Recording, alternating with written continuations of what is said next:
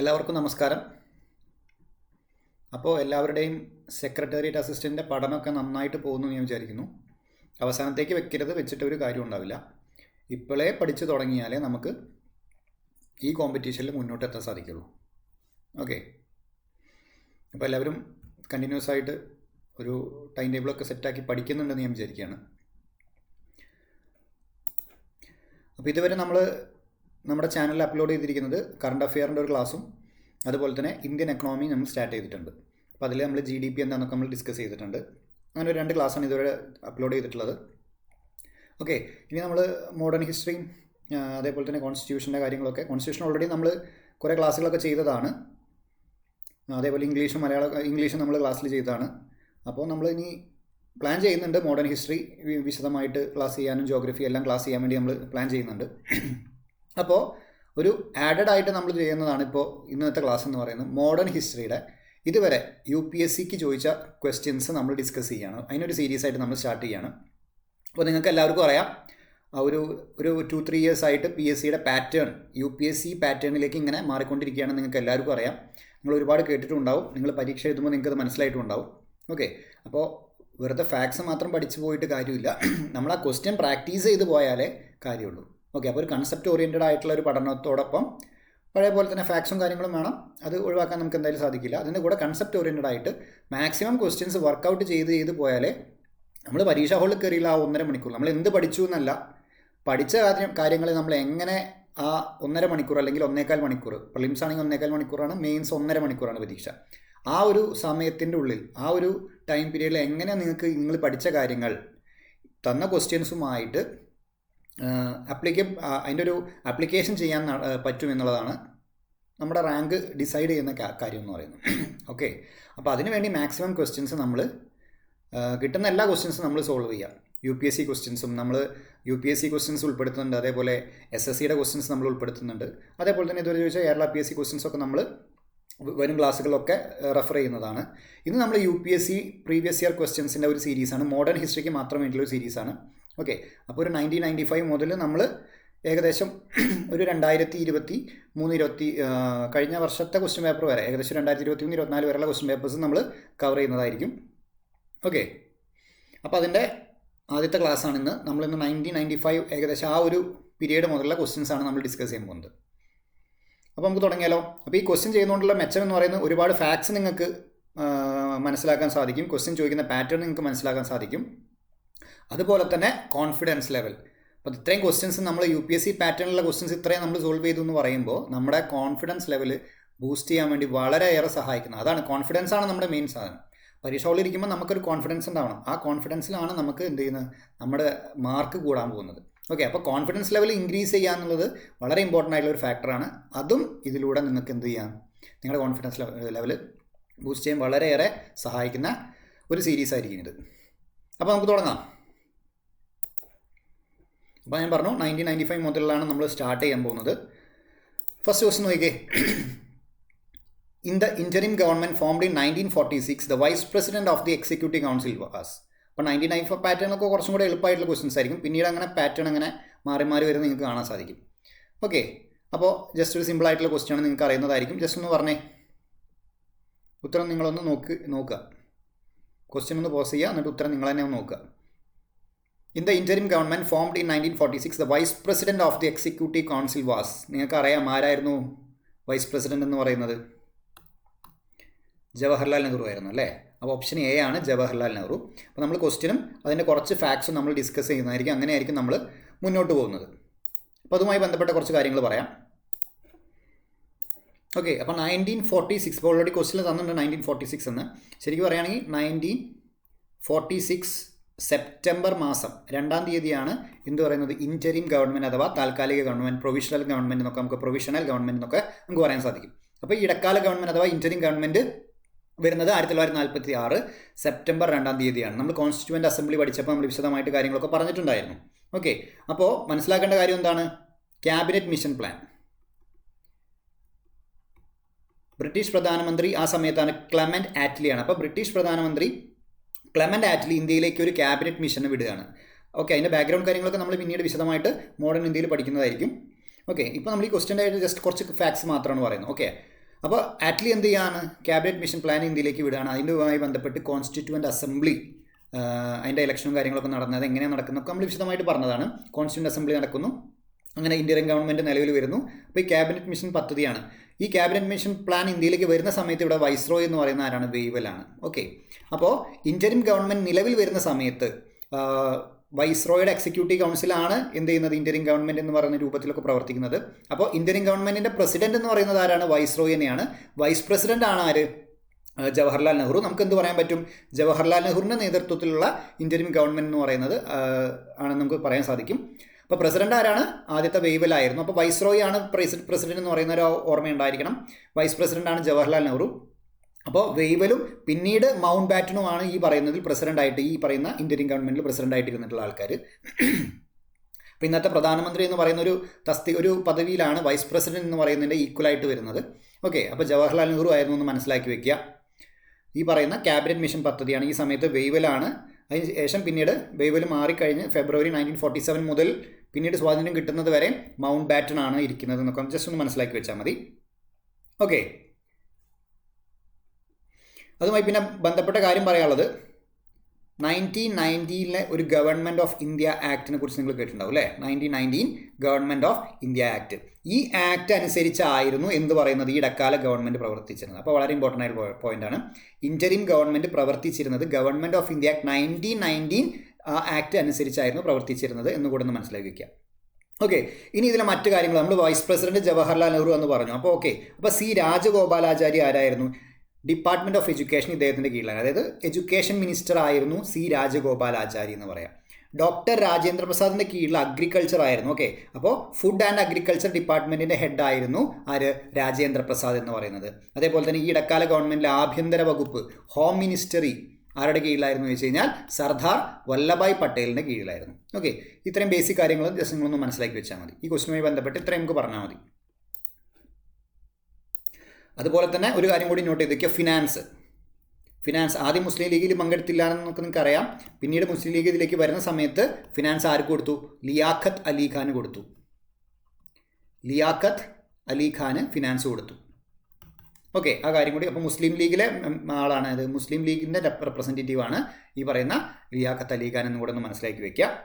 പിന്നെ ഇതിൻ്റെ ഒരു പ്രത്യേകത എന്ന് പറയുന്നത് ഇന്ത്യയുടെ ചരിത്രത്തിൽ നോക്കിക്കഴിഞ്ഞാൽ, ഇന്ത്യയുടെ ചരിത്രം മൊത്തം എടുത്ത് നോക്കിക്കഴിഞ്ഞാൽ കോൺഗ്രസും മുസ്ലിം ലീഗും കേന്ദ്രത്തിൽ അധികാരം പങ്കിട്ട ഒരേ ഒരു മന്ത്രിസഭ എന്ന് പറയുന്നത് ഈ പറയുന്ന ഇൻറ്ററിം ഗവൺമെൻറ്റാണ്. ക്ലിയർ ആയല്ലോ. ഇനി അടുത്ത ക്വസ്റ്റ്യൻ നോക്കാം. The Modi script was employed in the documents of the dash എന്നാണ് ചോദിച്ചിരിക്കുന്നത്. 1995 തന്നെ ചോദിച്ച ചോദ്യമാണ്. അപ്പോൾ ഇത്തരം ചോദ്യങ്ങൾ നമുക്ക് റിപ്പീറ്റ് ചെയ്യുമെന്ന് ചോദിച്ചു കഴിഞ്ഞാൽ ചില സമയത്ത് നമ്മൾ കേൾക്കാത്ത വാക്കുകൾ വെച്ചിട്ട് ഇതേ രീതിയിൽ ചോദിക്കാറുണ്ട്, എന്ത് റിലേറ്റഡ് ചെയ്താന്നുള്ള കാര്യങ്ങളൊക്കെ ചോദിക്കാറുണ്ട്. ഓക്കെ, അപ്പോൾ അതുമായി ബന്ധപ്പെട്ടുകൊണ്ട് നമുക്ക് ഈ ക്വസ്റ്റ്യൻ ഒന്ന് നോക്കാം. The Modi script was employed in the documents of എന്നാണ് ചോദിച്ചിരിക്കുന്നത്. അപ്പോൾ ഇത് ഏതുമായി ബന്ധപ്പെട്ടാന്ന് വെച്ചാൽ ഇത് മറാത്താസുമായിട്ട് ബന്ധപ്പെട്ടാണ്. ഓക്കെ, മോഡി സ്ക്രിപ്റ്റ് എന്ന് പറയുന്നത് മറാത്താസുമായി ബന്ധപ്പെട്ട ഒരു സംഭവമാണ്. മറാത്താസ് മെയിൻലി എന്തിനാണ് ഈ മോഡി സ്ക്രിപ്റ്റ് ഉപയോഗിച്ചിരുന്നത് എന്തെന്ന് വെച്ച് കഴിഞ്ഞാൽ ഇവരുടെ റവന്യൂ, അതുപോലെ തന്നെ അഡ്മിനിസ്ട്രേറ്റീവ് റെക്കോർഡ്സ് ഇതൊക്കെ മെയിൻറ്റെയിൻ ചെയ്യാൻ വേണ്ടിയിട്ടാണ് ഈ ഒരു സ്ക്രിപ്റ്റ് ഇവർ ഉപയോഗിച്ചിരുന്നത്. ഓക്കെ, അപ്പോൾ മോഡി സ്ക്രിപ്റ്റ് ഇവർ ഉപയോഗിച്ചിരുന്നത്, മറാത്താസ് ഉപയോഗിച്ചിരുന്നത് അവരുടെ റവന്യൂവുമായി ബന്ധപ്പെട്ട കാര്യങ്ങൾ, അതേപോലെ അഡ്മിനിസ്ട്രേഷനുമായി ബന്ധപ്പെട്ട റെക്കോർഡുകളൊക്കെ മെയിൻറ്റെയിൻ ചെയ്യാൻ വേണ്ടി അവർ ഉപയോഗിച്ചിരുന്നതാണ് മോഡി സ്ക്രിപ്റ്റ് എന്ന് ജസ്റ്റ് ഒന്ന് മനസ്സിലാക്കി വെച്ചാൽ മതി. അടുത്ത് നോക്കിയേ, which one of the following pace is correctly matched. Okay, അപ്പോൾ ക്വസ്റ്റ്യൻ തരുമ്പോൾ നമ്മൾ നോക്കണം കറക്റ്റ്ലി ആണോ ഇൻകറക്റ്റ്ലി ആണോ എന്നൊക്കെ നമ്മൾ ക്വസ്റ്റ്യൻ നോക്കിയിട്ട് അതിൻ്റെ ഐഡിയിൽ അങ്ങനെ അണ്ടർലൈൻ ചെയ്തിടാം. ആദ്യം ചെയ്യേണ്ട പരിപാടി അതാണ്. ഓക്കെ, ഇല്ല നമുക്ക് പിന്നീട് മാറിപ്പോവും. അപ്പോൾ കറക്റ്റ്ലി ആണ് ഇവിടെ ചോദിച്ചിട്ടുള്ളത്. 1995 തന്നെ ഉള്ള UPSC ക്വസ്റ്റ്യൻ ആണിത്. നോക്കിക്കേ, ബാറ്റിൽ ഓഫ് ബക്സർ വന്നിട്ടുണ്ട്, ബാറ്റിൽ ഓഫ് വാണ്ടി വാഷ് വന്നിട്ടുണ്ട്, ബാറ്റിൽ ഓഫ് ചിലിയൻ വാല വന്നിട്ടുണ്ട്, ബാറ്റിൽ ഓഫ് ഖർദ വന്നിട്ടുണ്ട്. ജസ്റ്റ് ഒന്ന് പോസ് ചെയ്ത് നിങ്ങളൊന്ന് ഉത്തരം നോക്കി. അപ്പോൾ നോക്കി വരുമ്പോൾ നമുക്ക് മനസ്സിലാവും ബാറ്റിൽ ഓഫ് ബക്സർ എന്താ നമുക്ക് അറിയാൻ പറ്റും. ബാറ്റിൽ ഓഫ് ബക്സർ എന്തായിരുന്നു, ആ സമയത്ത് റോബർട്ട് ക്ലൈവ് ആണോ അവിടെ ഉണ്ടായിരുന്നത് എന്നൊക്കെ നമ്മൾ ജസ്റ്റ് ആലോചിക്കണം. അതേപോലെ battle of Wandiwash French versus East India Company, നമുക്കറിയാമല്ലേ, ആംഗ്ലോ ഫ്രഞ്ച്, ഇംഗ്ലീഷുകാരും അതേപോലെ ഫ്രഞ്ചുകാരും തമ്മിലുള്ള യുദ്ധത്തിൻ്റെ ഭാഗമായിരുന്നു ബാറ്റിൽ ഓഫ് വാണ്ടി വാഷ് എന്ന് പറയുന്നത്. അപ്പോൾ കറക്റ്റ്ലി മാച്ച്ഡ് വെച്ച് കഴിഞ്ഞാൽ നമ്മുടെ ഉത്തരം ഇതാണ്. ഓക്കെ, വാണ്ടി വാഷ് എല്ലാവർക്കും വളരെ ഇമ്പോർട്ടൻ്റ് ആയിട്ടുള്ളൊരു യുദ്ധമായിരുന്നു. വാണ്ടി വാഷിന് നിർബന്ധമായിട്ടും പഠിക്കുന്ന ഒരു സാധനമാണ്. അപ്പോൾ അത് എല്ലാവർക്കും കണക്ട് ചെയ്യാൻ പറ്റുന്ന ഒരു സാധനമാണ് ബാറ്റിൽ ഓഫ് വാണ്ടി വാഷ് എന്ന്. ഇനി നമുക്ക് നോക്കാം. ബാറ്റിൽ ഓഫ് വാണ്ടി വാഷ് എന്ന് പറയുന്നത് 1857 1760 നടക്കുന്നത്. ഓക്കെ, 1760 തേർഡ് ആംഗ്ലോ ഫ്രഞ്ച് വാർ. ഓക്കെ, അപ്പോൾ ഇന്ത്യയിൽ ഒരുപാട് ആംഗ്ലോ ഫ്രഞ്ച് വാറൊക്കെ നടന്നിട്ടുള്ള കാര്യം നിങ്ങൾക്ക് അറിയാം. അത് 7 years വാറിൻ്റെ ഭാഗമായിട്ട് നടന്ന കാര്യങ്ങളാണ് ഇതൊക്കെ. അങ്ങനെ തേർഡ് ആംഗ്ലോ ഫ്രഞ്ച് വാറുമായി ബന്ധപ്പെട്ടുകൊണ്ടാണ് എന്ത് നടക്കുന്നത്, ഈ പറയുന്ന ബാറ്റിൽ ഓഫ് വാണ്ടിവാഷ് നടക്കുന്നത്. അപ്പോൾ ആംഗ്ലോ ഫ്രഞ്ച് വാർ നമ്മൾ എന്താ പറയുന്നത്, കർണാട്ടിക് യുദ്ധം നിങ്ങൾ കേട്ടിട്ടുണ്ടാവും അല്ലേ, കർണാട്ടിക് വാർസ്. അതിൽ തേർഡ് കർണാട്ടിക് വാറുമായി ബന്ധപ്പെട്ടതാണ് ബാറ്റിൽ ഓഫ് വാണ്ടിവാഷ് എന്ന് പറയുന്ന യുദ്ധം. ഓക്കെ, അപ്പോൾ കർണാട്ടിക് വാർ എന്താണ്, ഇംഗ്ലീഷുകാരും ഫ്രഞ്ചുകാരും തമ്മിലുള്ള യുദ്ധങ്ങളാണ് കർണാട്ടിക് വാർ എന്നറിയപ്പെടുന്നത്. ഓക്കെ, അത് ഈ കർണാട്ടിക് റീജിയൻ എന്ന് പറയുന്നത് കൊണ്ടാണ്, ആ റീജിയനിൽ വെച്ച് നടന്ന യുദ്ധം കൊണ്ടാണ് അങ്ങനെ ഒരു പേര് വരാൻ കാരണം. തേർഡ് ആംഗ്ലോ ഫ്രഞ്ച് വാർ, അതിലെ ആണ് ബാറ്റിൽ ഓഫ് വാണ്ടിവാഷ് എന്ന് പറയുന്നത്. അപ്പോൾ ഇതിലെന്താണ് ഇതിൻ്റെ പ്രത്യേകത എന്ന് പറഞ്ഞു കഴിഞ്ഞാൽ ഇവിടെ ഫ്രഞ്ച് പരാജയപ്പെടുകയാണ്.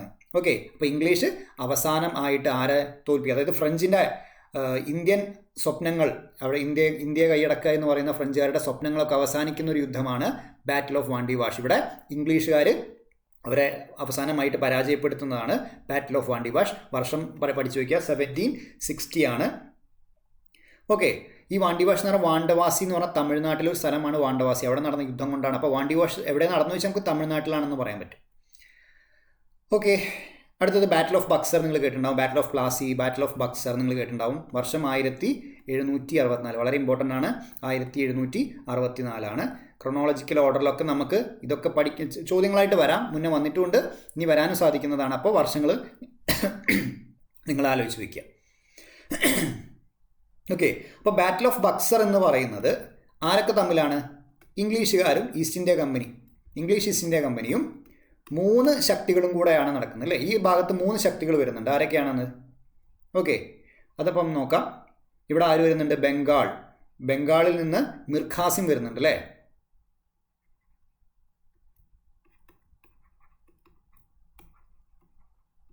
മിർ ഖാസിം വരുന്നുണ്ട്. അതുപോലെ തന്നെ ഷുജാ ഉദ് ദൗള, അദ്ദേഹം ആരായിരുന്നു, അവധിൻ്റെ നവാബാണ് ഷുജാ ഉദ് ദൗള എന്ന് പറയുന്നത്. അതുപോലെ തന്നെ ഷാ അലം സെക്കൻഡ്, അദ്ദേഹം ആരാണ്, മുഗൾ റൂളറായിരുന്നു. ഓക്കെ, അപ്പോൾ ഈ ഒരൊറ്റ യുദ്ധം കൊണ്ട് ആരൊക്കെ തോപ്പിച്ചു, അവധിലെ തോപ്പിച്ചു, മുഗളിനെ തോപ്പിച്ചു അല്ലേ. ബംഗാൾ ഓൾറെഡി പ്ലാസിൻ്റെ സമയത്തൊക്കെ നമ്മൾ കേട്ടിട്ടുണ്ടാവും. ഓക്കെ, അപ്പോൾ ഞാൻ ബേസിക് ആയിട്ടുള്ള കാര്യങ്ങൾ മാത്രമേ ഇവിടെ പറഞ്ഞു പോകുന്നുള്ളൂ. കൂടുതൽ ഡീറ്റെയിൽ ആയിട്ടുള്ള കാര്യങ്ങൾ നമ്മൾ ക്ലാസ് ആയിട്ട് പിന്നെ ചെയ്യുന്നതായിരിക്കും. അപ്പോൾ മനസ്സിലാക്കി വെക്കുക, ബാറ്റിൽ ഓഫ് ബക്സർ എന്ന് പറയുന്ന ഇംഗ്ലീഷുകാർ ആരൊക്കെയാണ് തോപ്പിച്ചത്, ഈ പറയുന്ന ശക്തികളെയാണ്. ഇവർ 3 ടീമായിരുന്നു, മിർ ഖാസിം, ഷുജാ ഉദ് ദൗള, ഷാ ആലം സെക്കൻഡ്. ഇവരെ ഒരുമിച്ച് തോപ്പിച്ചതാണ് ആര്, ഇംഗ്ലീഷ് ഈസ്റ്റ് ഇന്ത്യ കമ്പനി 1764 എന്ന് മനസ്സിലാക്കി വയ്ക്കുക. ഒക്ടോബർ 22-നാണ്, ഡേറ്റ് ഓർത്ത് വയ്ക്കണമെന്നില്ല, ഒക്ടോബർ 22-നാണ് ഈ പറയുന്ന യുദ്ധം നടക്കുന്നത്. ഇനി ഇംഗ്ലീഷിൻ്റെ സൈഡിൽ ആരായിരുന്നു ഇവിടുത്തെ ലീഡറായിട്ടുണ്ടായിരുന്നത്, ഹെക്ടർ മൺറോ ആയിരുന്നു. ഓക്കെ, മേജർ ഹെക്ടർ മൺറോ ആയിരുന്നു ഇംഗ്ലീഷിൻ്റെ ലീഡറായിട്ടുണ്ടായിരുന്നത്. അപ്പോൾ ഇവർക്കെതിരെ ഹെക്ടർ മൺറോ ആണ് ഈ പറയുന്ന 1764-ലെ ബാറ്റിൽ ഓഫ് ബക്സർ നയിച്ചത് എന്ന് മനസ്സിലാക്കി വയ്ക്കുക. അല്ലാതെ ആരല്ല, ഇവിടെ ക്ലൈവ് ആണ് എടുത്ത് ചോദിച്ചിട്ടുണ്ടായിരുന്നത്. അപ്പോൾ നിങ്ങൾ മനസ്സിലാക്കി വയ്ക്കുക, ആരല്ല, ക്ലൈവ് അല്ല. ഓക്കെ, മിർ ജാഫറാണ് ഇവിടെ തന്നെ, ഇവിടെ മിർ ഖാസിമാണ് വേണ്ടത്. അപ്പോൾ ഈ പേരും കൂടെ ആലോചിച്ച് വയ്ക്കുക, മൺറോ ആണ് ഇവിടെ ഉള്ളതെന്ന് മനസ്സിലാക്കി വയ്ക്കുക. അടുത്തവിടെ തന്നിരിക്കുന്നത് നോക്കിയേ, ബാറ്റിൽ ഓഫ് ചിലിയൻവാല യുദ്ധം എന്തുമായിട്ട് ബന്ധപ്പെട്ടെന്ന് വെച്ചാൽ നിങ്ങളുടെ മനസ്സിൽ വരേണ്ട ചിലിയൻവാല എന്നുള്ള വാക്ക് കേൾക്കുമ്പോൾ പഞ്ചാബാണ് മനസ്സിലാക്കേണ്ടത്. അപ്പോൾ ഇന്നത്തെ പാകിസ്ഥാൻ്റെ റീജിയനായ അന്നത്തെ പഞ്ചാബിൻ്റെ ഒരു ഭാഗമായിരുന്നു ഈ ചിലിയൻവാല എന്ന് പറയുന്ന പ്രദേശം. അപ്പോൾ പഞ്ചാബ് വേഴ്സസ് എന്തു പറയാം, ഇംഗ്ലീഷ്. ഓക്കെ, അപ്പോൾ പറയുകയാണെങ്കിൽ സെക്കൻഡ് ആംഗ്ലോ സിഖ് വാർ മായി ബന്ധപ്പെട്ടതാണ് ബാറ്റിൽ ഓഫ് ചിലിയൻവാല എന്ന്. ഓക്കെ, അപ്പോൾ battle of Chilianwala is related to second Anglo Sikh war. Okay, രണ്ടാം ആംഗ്ലോ സിഖ് വാറുമായി ബന്ധപ്പെട്ടതാണ് ബാറ്റിൽ ഓഫ് ചിലിയൻവാല. അപ്പോൾ 1849-ലാണ് ഇത് നടക്കുന്നത് എന്ന് മനസ്സിലാക്കി വയ്ക്കുക. അടുത്ത നോക്കിയേ, ബാറ്റിൽ ഓഫ് ഖർദയാണ് ഇവിടെ തന്നിരിക്കുന്നത്. Nizam versus East India company എന്നാണ് തന്നിരിക്കുന്നത് ചിലിയൻവാല. ഓക്കെ, അപ്പോൾ ഇവിടെ ഡൽഹൌസി മറാത്ത ആയിരുന്നു, നമുക്ക് പഞ്ചാബും ഈസ്റ്റ് ഇന്ത്യ കമ്പനിയാണെന്ന് മനസ്സിലായി, അങ്ങനെ തെറ്റാന്ന് മനസ്സിലായി. അതേപോലെ ബാറ്റിൽ ഓഫ് ഖർദ ഇവിടെ തന്നിരിക്കുന്നത് Nizam versus East India company അല്ല, നിസാം വേഴ്സസ് ആരാണ്, നിസാം വേഴ്സസ് മറാത്തയാണ്. ഓക്കെ, അപ്പോൾ ഹൈദരാബാദും മറാത്ത സാമ്രാജ്യവും തമ്മിലുള്ള യുദ്ധമായിരുന്നു എന്തെന്ന് പറയുന്നത്, ബാറ്റിൽ ഓഫ് ഖർദ എന്ന് പറയുന്നത്. ഓക്കെ, മഹാരാഷ്ട്ര റീജിയനിലാണ് ഈ പറയുന്ന യുദ്ധം നടക്കുന്നത്. നമുക്ക് എന്ത് പറയാം, അഹമ്മദ് നഗർ എന്ന് കേട്ടിട്ടുണ്ടോ നിങ്ങൾ? അപ്പോൾ മഹാരാഷ്ട്രയിലെ അഹമ്മദ് നഗർ എന്ന് പറയുന്ന സ്ഥലത്ത് വെച്ചിട്ടാണ് യുദ്ധം നടക്കുന്നത്, ബാറ്റിൽ ഓഫ് ഖർദ. അപ്പോൾ ഹൈദരാബാദിലെ നിസാമും മറാത്ത സാമ്രാജ്യവും തമ്മിൽ നടന്ന യുദ്ധമാണ് ബാറ്റിൽ ഓഫ് ഖർദ. 1795 ഇത് നടക്കുന്നത്. ഇതിൽ ആരാ ജയിക്കുന്നത്? ഇതിൽ മറാത്തയാണ് ജയിക്കുന്നത്, നിസാം തോക്കുകയാണ് ചെയ്യുന്നത്. ഓക്കെ, അപ്പം അത്തരം കാര്യങ്ങളും കൂടെ ഒന്ന് ആലോചിച്ച് വയ്ക്കുക. അടുത്ത ക്വസ്റ്റ്യൻ നോക്കിക്കേ. താഴെ 4 വ്യക്തികളെ തന്നിട്ടുള്ളത്. അപ്പോൾ ഇതിലേതോ ഒരു വ്യക്തിയെക്കുറിച്ചുള്ള ക്വസ്റ്റ്യനാണിത്. His principal forte was social and religious reform. He relied upon legislation to do away with social ills and work unceasingly for the eradication of child marriage, Parda system, to encourage consideration of social problems on a national scale. Social റിഫോംസുമായി ബന്ധപ്പെട്ട ഒരു social reform ഓർഗനൈസേഷനുമായി ബന്ധപ്പെട്ട് അല്ലെങ്കിൽ social റിഫോമുമായി ബന്ധപ്പെട്ട ഒരാളെ കുറിച്ചാണ് ചോദിച്ചിട്ടുള്ളത്. National scale, ദേശീയ സ്കെയിൽ ഒരു സോഷ്യൽ പ്രോബ്ലംസിൻ്റെ കൺസിഡറേഷന് വേണ്ടിയിട്ട് he inaugurated the Indian National Social conference. വളരെ ഇമ്പോർട്ടൻ്റ് ആയിട്ടുള്ള, നമുക്ക് ഉത്തരം ഏതാണ് ഉത്തരം എന്ന് കിട്ടാനുള്ളത് ഈ പറയുന്ന ഒരു പോയിന്റിൽ നിന്നാണ്. Indian National Social conference which for many years met for its annual session alongside with the Indian National Congress. The reference in this passage is related to dash. അപ്പോൾ ഇവിടെ എന്ത് പറയുന്നുണ്ട്? ചൈൽഡ് മാരേജ് നിർത്തലാക്കാൻ വേണ്ടിയിട്ട്, പർദാ സിസ്റ്റം നിർത്തലാക്കാൻ വേണ്ടിയിട്ടൊക്കെ പ്രവർത്തിച്ച വ്യക്തിയാണെന്ന് പറയുന്നുണ്ട്. Okay, അപ്പോൾ ചൈൽഡ് മാരേജ് എന്ന് പറയുമ്പോൾ നമുക്ക് ഇതിന് ഈശ്വർ ചന്ദ്ര വിദ്യാസാഗറിനെ കുറിച്ച് നിങ്ങൾ കേട്ടിട്ടുണ്ടാവും, MG റാനഡേനെ കുറിച്ച് നിങ്ങൾ കേട്ടിട്ടുണ്ടാവും. BR അംബേദ്കർ അത്തരത്തിലൊന്നുള്ള പ്രവർത്തനങ്ങൾ പിന്നീടാണ് വന്നത്. സോഷ്യൽ റിഫോമുമായി ബന്ധപ്പെട്ട് അദ്ദേഹം കൂടുതലും എന്താണ്, കാസ്റ്റ് റിലേറ്റഡ്, അതിന് എന്താ പറയുക, അൺടച്ചബിലിറ്റി, അതുപോലെ തന്നെ ലോ കാസ്റ്റുകാരുടെ അവരുടെ കാര്യങ്ങൾക്കൊക്കെ വേണ്ടിയിട്ടായിരുന്നു കൂടുതലും പ്രവർത്തിച്ചുകൊണ്ടിരുന്നത് അല്ലേ, നിങ്ങൾ കേട്ടിട്ടുണ്ടാവും. അതുപോലെ തന്നെ അംബേദ്കറിനെ ഒഴിവാക്കാൻ മറ്റൊരു കാര്യം കൂടെ ഇവിടെ ഉണ്ട്. Indian National Conference which for many years met for its annual session. Indian National കോൺഗ്രസിൻ്റെ ആനുവൽ സെഷൻസ് ഡിസംബർ മാസത്തിലാണ് നടക്കുന്നത്, നിങ്ങൾക്കറിയാം. അപ്പോൾ കുറേ വർഷങ്ങളായിട്ട് ഇന്ത്യൻ നാഷണൽ കോൺഗ്രസിൻ്റെ ആനുവൽ സെഷൻ നടക്കുന്നതിൻ്റെ കൂടെ തന്നെ അതിൻ്റെ ഒപ്പം തന്നെ ഇന്ത്യൻ നാഷണൽ സോഷ്യൽ കോൺഫറൻസിൻ്റെയും ആനുവൽ സെഷൻ നടന്നിട്ടുണ്ടായിരുന്നു എന്നാണ് പറയുന്നത്. അപ്പോൾ BR അംബേദ്കർ ഇന്ത്യൻ നാഷണൽ കോൺഗ്രസ്സിൽ അംഗമായിരുന്നില്ല, അതിൻ്റെ മെമ്പറായിട്ട് പ്രവർത്തിച്ചിട്ടില്ല. അത് നിങ്ങൾക്കറിയാം. അങ്ങനെ വേണമെങ്കിൽ നമുക്ക് ആലോചിച്ചുകൊണ്ടും BR അംബേദ്കറെ നമുക്ക് ഇവിടുന്ന് ഒഴിവാക്കാം.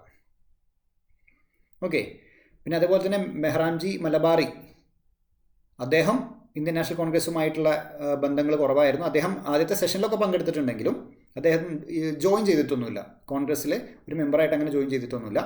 പിന്നെ അദ്ദേഹം കൂടുതലും ഈ പറയുന്ന രീതിയിൽ ഇന്ത്യൻ നാഷണൽ കോൺഗ്രസുമായിട്ട് അത്ര വലിയ ബന്ധമൊന്നും ഉണ്ടായിരുന്നില്ല അദ്ദേഹത്തിന്. ഞാൻ പറഞ്ഞില്ലേ, നേരത്തെ പറഞ്ഞ പോലെ തന്നെ ഫസ്റ്റ് സെഷനിൽ പങ്കെടുത്തിരുന്നു. പിന്നെ അദ്ദേഹം ചൈൽഡ് മാരേജ് ആയിട്ടുള്ള ബന്ധങ്ങളൊക്കെ അദ്ദേഹത്തിന് ഉണ്ടായിരുന്നു. അത് വേണ്ട സോഷ്യൽ റിഫോമായിട്ട് അദ്ദേഹം പ്രവർത്തിച്ചിട്ടുണ്ടായിരുന്നു. ഓക്കെ, പക്ഷെ ഈ ഉത്തരത്തിലേക്ക് നമ്മൾ എത്തുക എന്ന് പറയുന്നത് ഇന്ത്യൻ നാഷണൽ സോഷ്യൽ കോൺഫറൻസ് എന്നുള്ള ഒരൊറ്റ പേരിലാണ്. കാരണം ഈശ്വർ ചന്ദ്ര വിദ്യാസാഗറും എന്തുണ്ടായിരുന്നു, ചൈൽഡ് മാരേജും അതേപോലെ തന്നെ പർദാ സിസ്റ്റർ ചൈൽഡ് മാരേജൊക്കെ ആയിട്ട് ബന്ധമുണ്ടായിരുന്നു. അതേപോലെ തന്നെ ഇദ്ദേഹമാണ്, നിങ്ങൾ കേട്ടിട്ടുണ്ടോ, widow remarriage act, 1856 widow remarriage act, ആ ഒരു ആക്ട് പാസ്സാക്കാൻ വേണ്ടിയുള്ള പ്രയത്നമൊക്കെ ഈശ്വർ ചന്ദ്ര വിദ്യാസാഗറിൻ്റേതായിരുന്നു. ഓക്കെ, അപ്പോൾ ഇതിൻ്റെ ഉത്തരമായിട്ട് വരുന്നത് MG റാനഡെയാണ്, മഹാദേവ് ഗോവിന്ദ റാനഡെയാണ്. അതിൻ്റെ കാരണം എന്ന് പറയുന്നത് ഇന്ത്യൻ നാഷണൽ സോഷ്യൽ കോൺഫറൻസ് എന്ന് പറയുന്ന ഒരൊറ്റ വാക്കാണ്. ഓക്കെ, അപ്പോൾ നമുക്ക് നോക്കാം.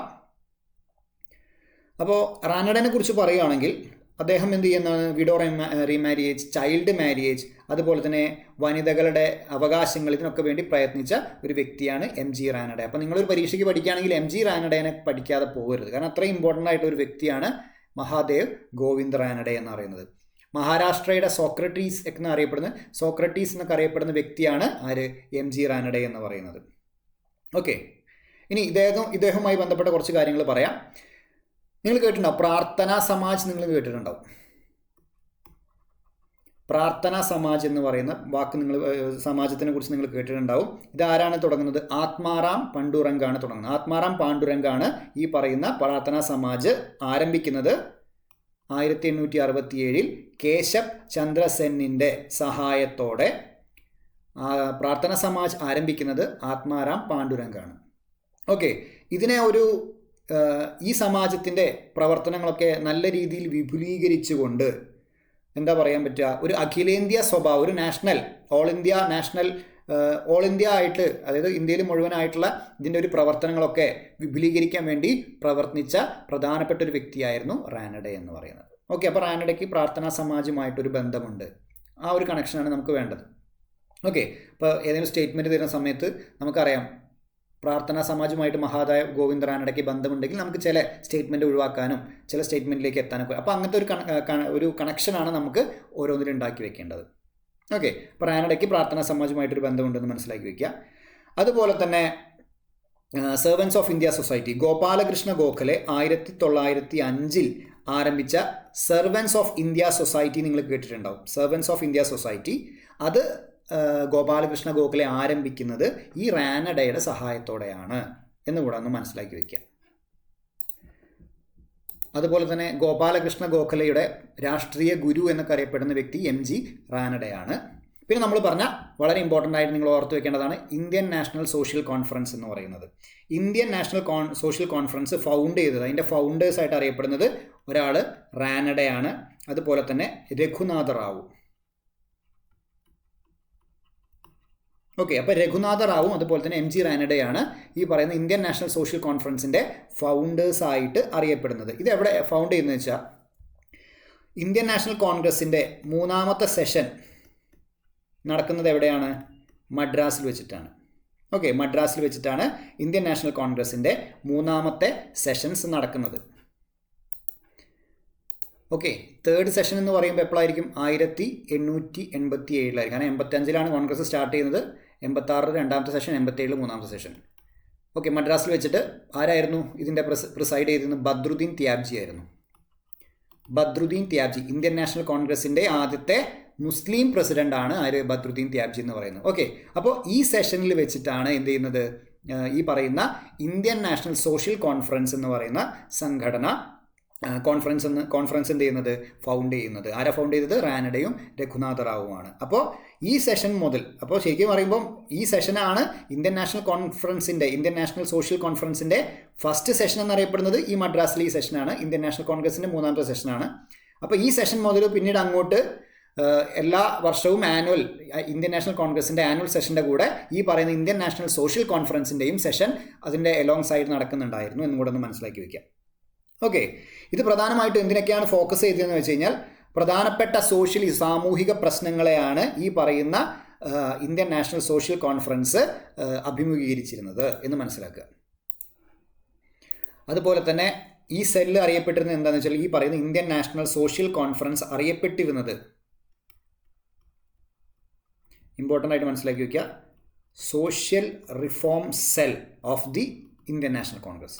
ഇന്ത്യൻ നാഷണൽ കോൺഗ്രസിൻ്റെ സാമൂഹിക പരിവർത്തന cell, social reform cell of the Indian National Congress എന്നറിയപ്പെട്ടിരുന്നത് ഈ പറയുന്ന ഇന്ത്യൻ നാഷണൽ സോഷ്യൽ കോൺഫറൻസ് ആയിരുന്നു എന്ന് മനസ്സിലാക്കി വയ്ക്കുക. ഇവരെന്തൊക്കെ ചെയ്തിട്ടുണ്ടായിരുന്നു? ഇൻ്റർകാസ്റ്റ് മാരേജസിന് വേണ്ടിയിട്ട് പ്രവർത്തിച്ചിട്ടുണ്ടായിരുന്നു, അത് നേടിയെടുക്കാൻ വേണ്ടി പ്രവർത്തിച്ചിട്ടുണ്ടായിരുന്നു. അതുപോലെ തന്നെ ചൈൽഡ് മാരേജിനെ ഒപ്പോസ് ചെയ്തിട്ടുണ്ടായിരുന്നു. പോളിഗാമി, ബഹുഭാര്യത്വം, ബഹുഭർത്തൃത്വം എന്നൊക്കെ കേട്ടിട്ടില്ലേ, അതിനൊക്കെ എതിരെ ഇവർ പ്രവർത്തിച്ചിട്ടുണ്ടായിരുന്നു. ഇൻ്റർകാസ്റ്റ് മാരേജിനെ ഇവർ സപ്പോർട്ട് ചെയ്തിട്ടുണ്ടായിരുന്നു. അതുപോലെ തന്നെ ചൈൽഡ് മാരേജിന് എതിരായിട്ട് പ്ലഡ്ജ് മൂവ്മെൻറ്റ് എന്ന് പറയുന്ന ഒരു മൂവ്മെൻറ്റ് ഇവർ കൊണ്ടുവന്നിട്ടുണ്ടായിരുന്നു. ഓക്കെ, ഇമ്പോർട്ടൻ്റ് ആണ്. Pledge movement Indian National Social conference കൊണ്ടുവന്നതാണ്. എന്തിനു വേണ്ടിയിട്ടായിരുന്നു? ചൈൽഡ് മാരേജിനെതിരെ ഉള്ള പ്ലഡ്ജ് എടുക്കുന്ന പരിപാടിയായിരുന്നു പ്ലഡ്ജ് മൂവ്മെൻറ്റ് എന്ന് പറയുന്നത്. Okay, against child marriage. അപ്പോൾ ഇത്തരം കാര്യങ്ങൾ ഇതുമായി ബന്ധപ്പെട്ട് ഒന്ന് ആലോചിച്ച് വയ്ക്കുക. അതുപോലെ തന്നെ നിങ്ങൾ മനസ്സിലാക്കേണ്ട മറ്റൊരു കാര്യം, റാനഡയുമായി ബന്ധപ്പെട്ട മറ്റൊരു കാര്യം, പൂന സാർവജനിക് സഭ. ഓക്കെ, പൂന സാർവജനിക് സഭ എന്ന് പറയുന്നത് നിങ്ങൾ കേട്ടിട്ടുണ്ടാവും. പൂന സാർവജനിക് സഭ 1867 ഈ പറയുന്ന MG റാനഡയും മറ്റ് കുറച്ച് ആൾക്കാരുണ്ട്, ഇദ്ദേഹം ഒറ്റയ്ക്കല്ല, ആൻഡ് അതേഴ്സ് കുറച്ച് ആളുകളും കൂടെ ഉണ്ട്. അപ്പോൾ ഈ പറയുന്ന ആളുകൾ റാനഡയും മറ്റാളുകളും കൂടി 1867 പൂന സാർവജനിക് സഭ എന്ത് ചെയ്യുന്നത്? ഫൗണ്ട് ചെയ്യുന്നത്. എന്താണ് പൂന സാർവജനിക് സഭ എന്ന് പറയുന്നത്? ജനങ്ങളും ഗവൺമെൻറ്റും തമ്മിലുള്ള ഒരു ബ്രിഡ്ജ്, ഒരു പാലം പോലെ പ്രവർത്തിച്ചിരുന്നതാണ് ഈ പൂന സാർവജനിക് സഭ എന്ന് പറയുന്നത്. അപ്പോൾ അതിൽ റാനഡയുടെ പങ്ക് നിങ്ങൾ അറിഞ്ഞു വയ്ക്കുക. അതുപോലെ തന്നെ ഡെക്കാൻ എഡ്യൂക്കേഷൻ സൊസൈറ്റി നിങ്ങൾ കേട്ടിട്ടുണ്ടാവും. ഡെക്കാൻ എഡ്യൂക്കേഷൻ സൊസൈറ്റി അതും പൂനെയിലാണ് വരുന്നത്. 1884 പൂനെയിൽ സ്റ്റാർട്ട് ചെയ്തതാണ് ഡെക്കാൻ എഡ്യൂക്കേഷൻ സൊസൈറ്റി. വിദ്യാഭ്യാസത്തിന് വേണ്ടിയിട്ടുള്ള ഒരു സൊസൈറ്റിയാണ് ഡെക്കാൻ എഡ്യൂക്കേഷൻ സൊസൈറ്റി എന്ന് പറയുന്നത്. അത് MG റാനഡെ അതിൻ്റെ ഫൗണ്ടറായിട്ടുണ്ട്. അതുപോലെ തന്നെ വേറെ രണ്ടാളും കൂടിയുണ്ട്. ഒന്ന് ജി അഗാർക്കർ എന്ന് പറയുന്ന ഒരു വ്യക്തിയുണ്ട്, ജി അഗാർക്കർ. അതുപോലെ തന്നെ ജി ചിപ്ഡോങ്കർ.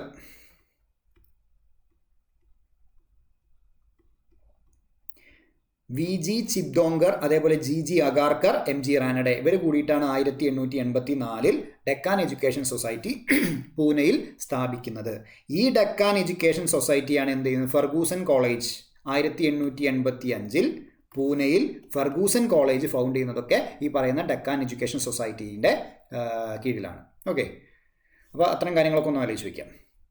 അപ്പോൾ MG റാനഡെനെ കുറിച്ച് കുറേ കാര്യങ്ങൾ ഞാൻ പറയുന്നുണ്ട്. അപ്പോൾ ഇദ്ദേഹം ഈ കാര്യങ്ങളൊക്കെ ആയിട്ട് ഇദ്ദേഹത്തിന് ബന്ധമുണ്ടെന്ന് നിങ്ങൾ അറിഞ്ഞിരിക്കുക. ഓക്കെ, അടുത്ത് നമുക്ക് നോക്കാം.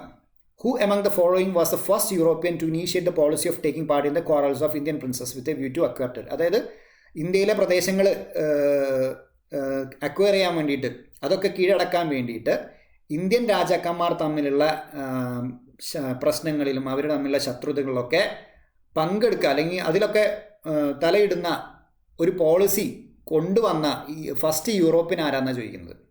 ഓക്കെ, അതായത് ഇന്ത്യൻ നാട്ടുരാജ്യങ്ങളുടെ കാര്യങ്ങളിലൊക്കെ, അവരുടെ ആഭ്യന്തര കാര്യങ്ങളിലൊക്കെ തലയിട്ടുകൊണ്ട് ഉദ്ദേശം എന്താണ്, ഇന്ത്യൻ ടെറിട്ടറീസ് തട്ടിയെടുക്കുക എന്നുള്ളതാണ്. അതിനുവേണ്ടി ആ ഒരു പോളിസി കൊണ്ടുവന്ന ആദ്യത്തെ യൂറോപ്യൻ എന്ന് പറയുന്നത് ആരാണ്? നിങ്ങൾ കേട്ടിട്ടുണ്ടാവും, ഡുപ്ലെക്സ് ആണ് അല്ലേ? നിങ്ങൾ കേട്ടിട്ടുണ്ടാവും, ഫ്രഞ്ച് ഗവർണറായിരുന്നു. പോണ്ടിച്ചേരിയിലെ ഫ്രഞ്ച് ഗവർണറായിരുന്നു ഡുപ്ലെക്സിനെ കുറിച്ചൊക്കെ നിങ്ങൾ കേട്ടിട്ടുണ്ടാവും.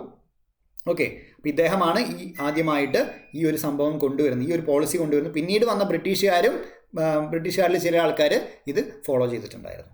ഓക്കെ, അപ്പോൾ ഫസ്റ്റ് ഇതിങ്ങനെ കൊണ്ടുവന്നത് ആരാണ്? ഡുപ്ലെക്സ് ആണെന്ന് മനസ്സിലാക്കിയാൽ മതി.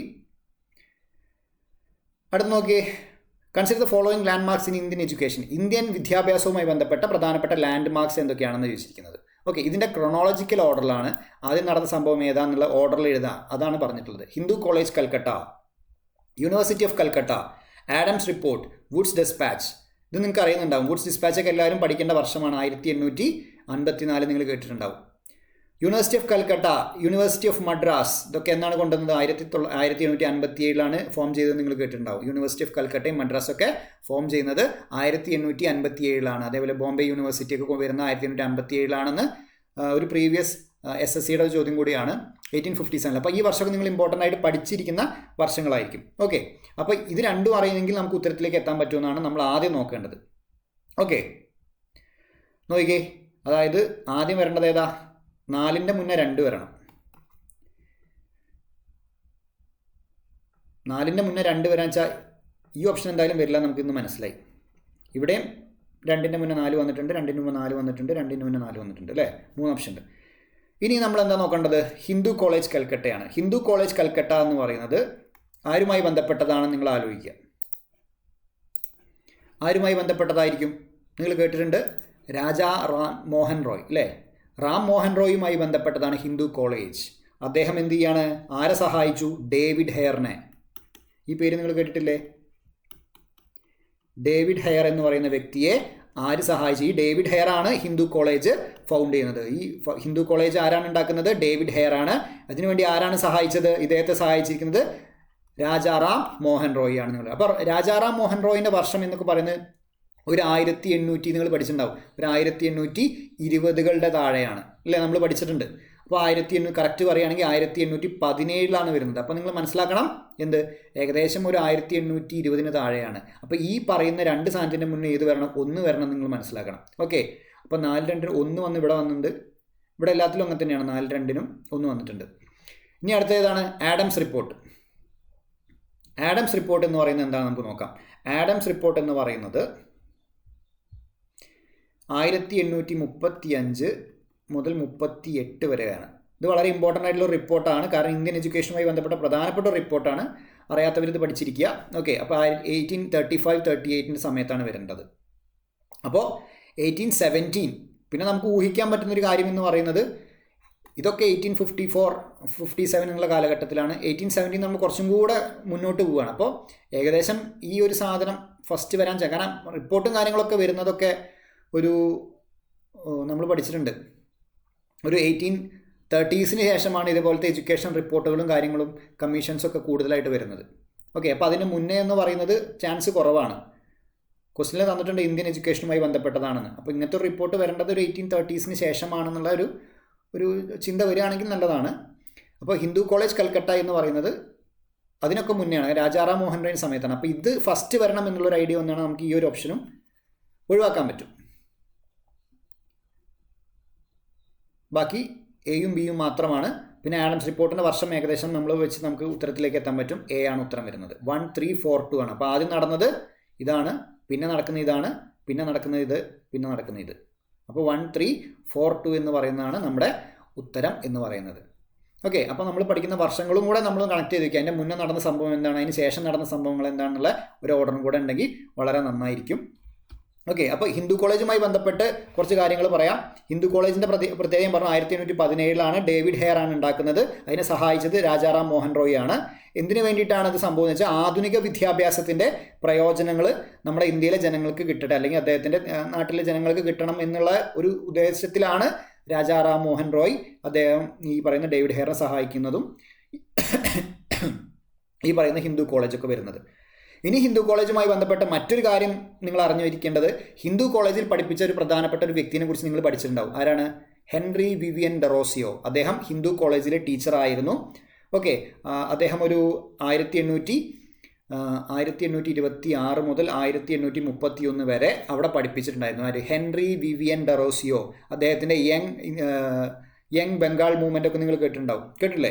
Young Bengal movement of Henry Vivian Derozio.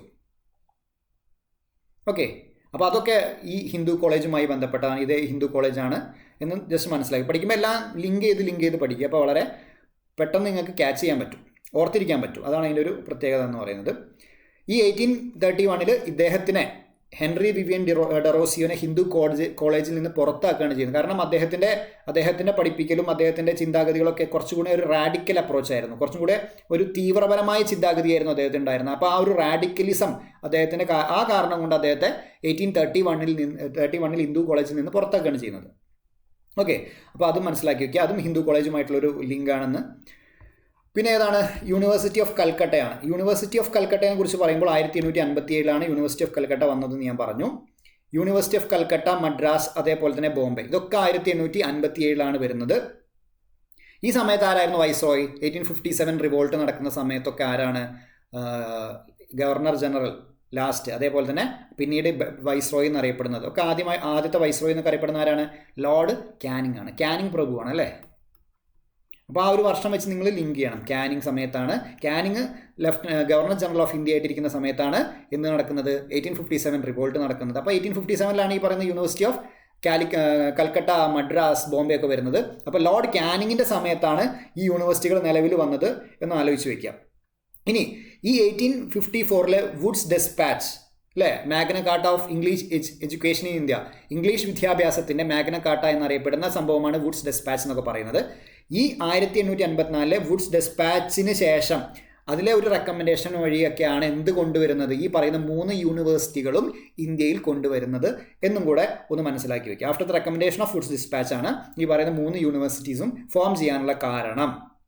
Okay, അപ്പോൾ ആ കാര്യം കൂടി ഒന്ന് ആലോചിച്ച് വയ്ക്കുക. ഇനി എന്താണ്? യൂണിവേഴ്സിറ്റി ഓഫ് കൽക്കട്ടയെ കുറിച്ച് മാത്രം പറയുകയാണെങ്കിൽ കുറച്ച് കാര്യങ്ങൾ മനസ്സിലാക്കി വയ്ക്കുക.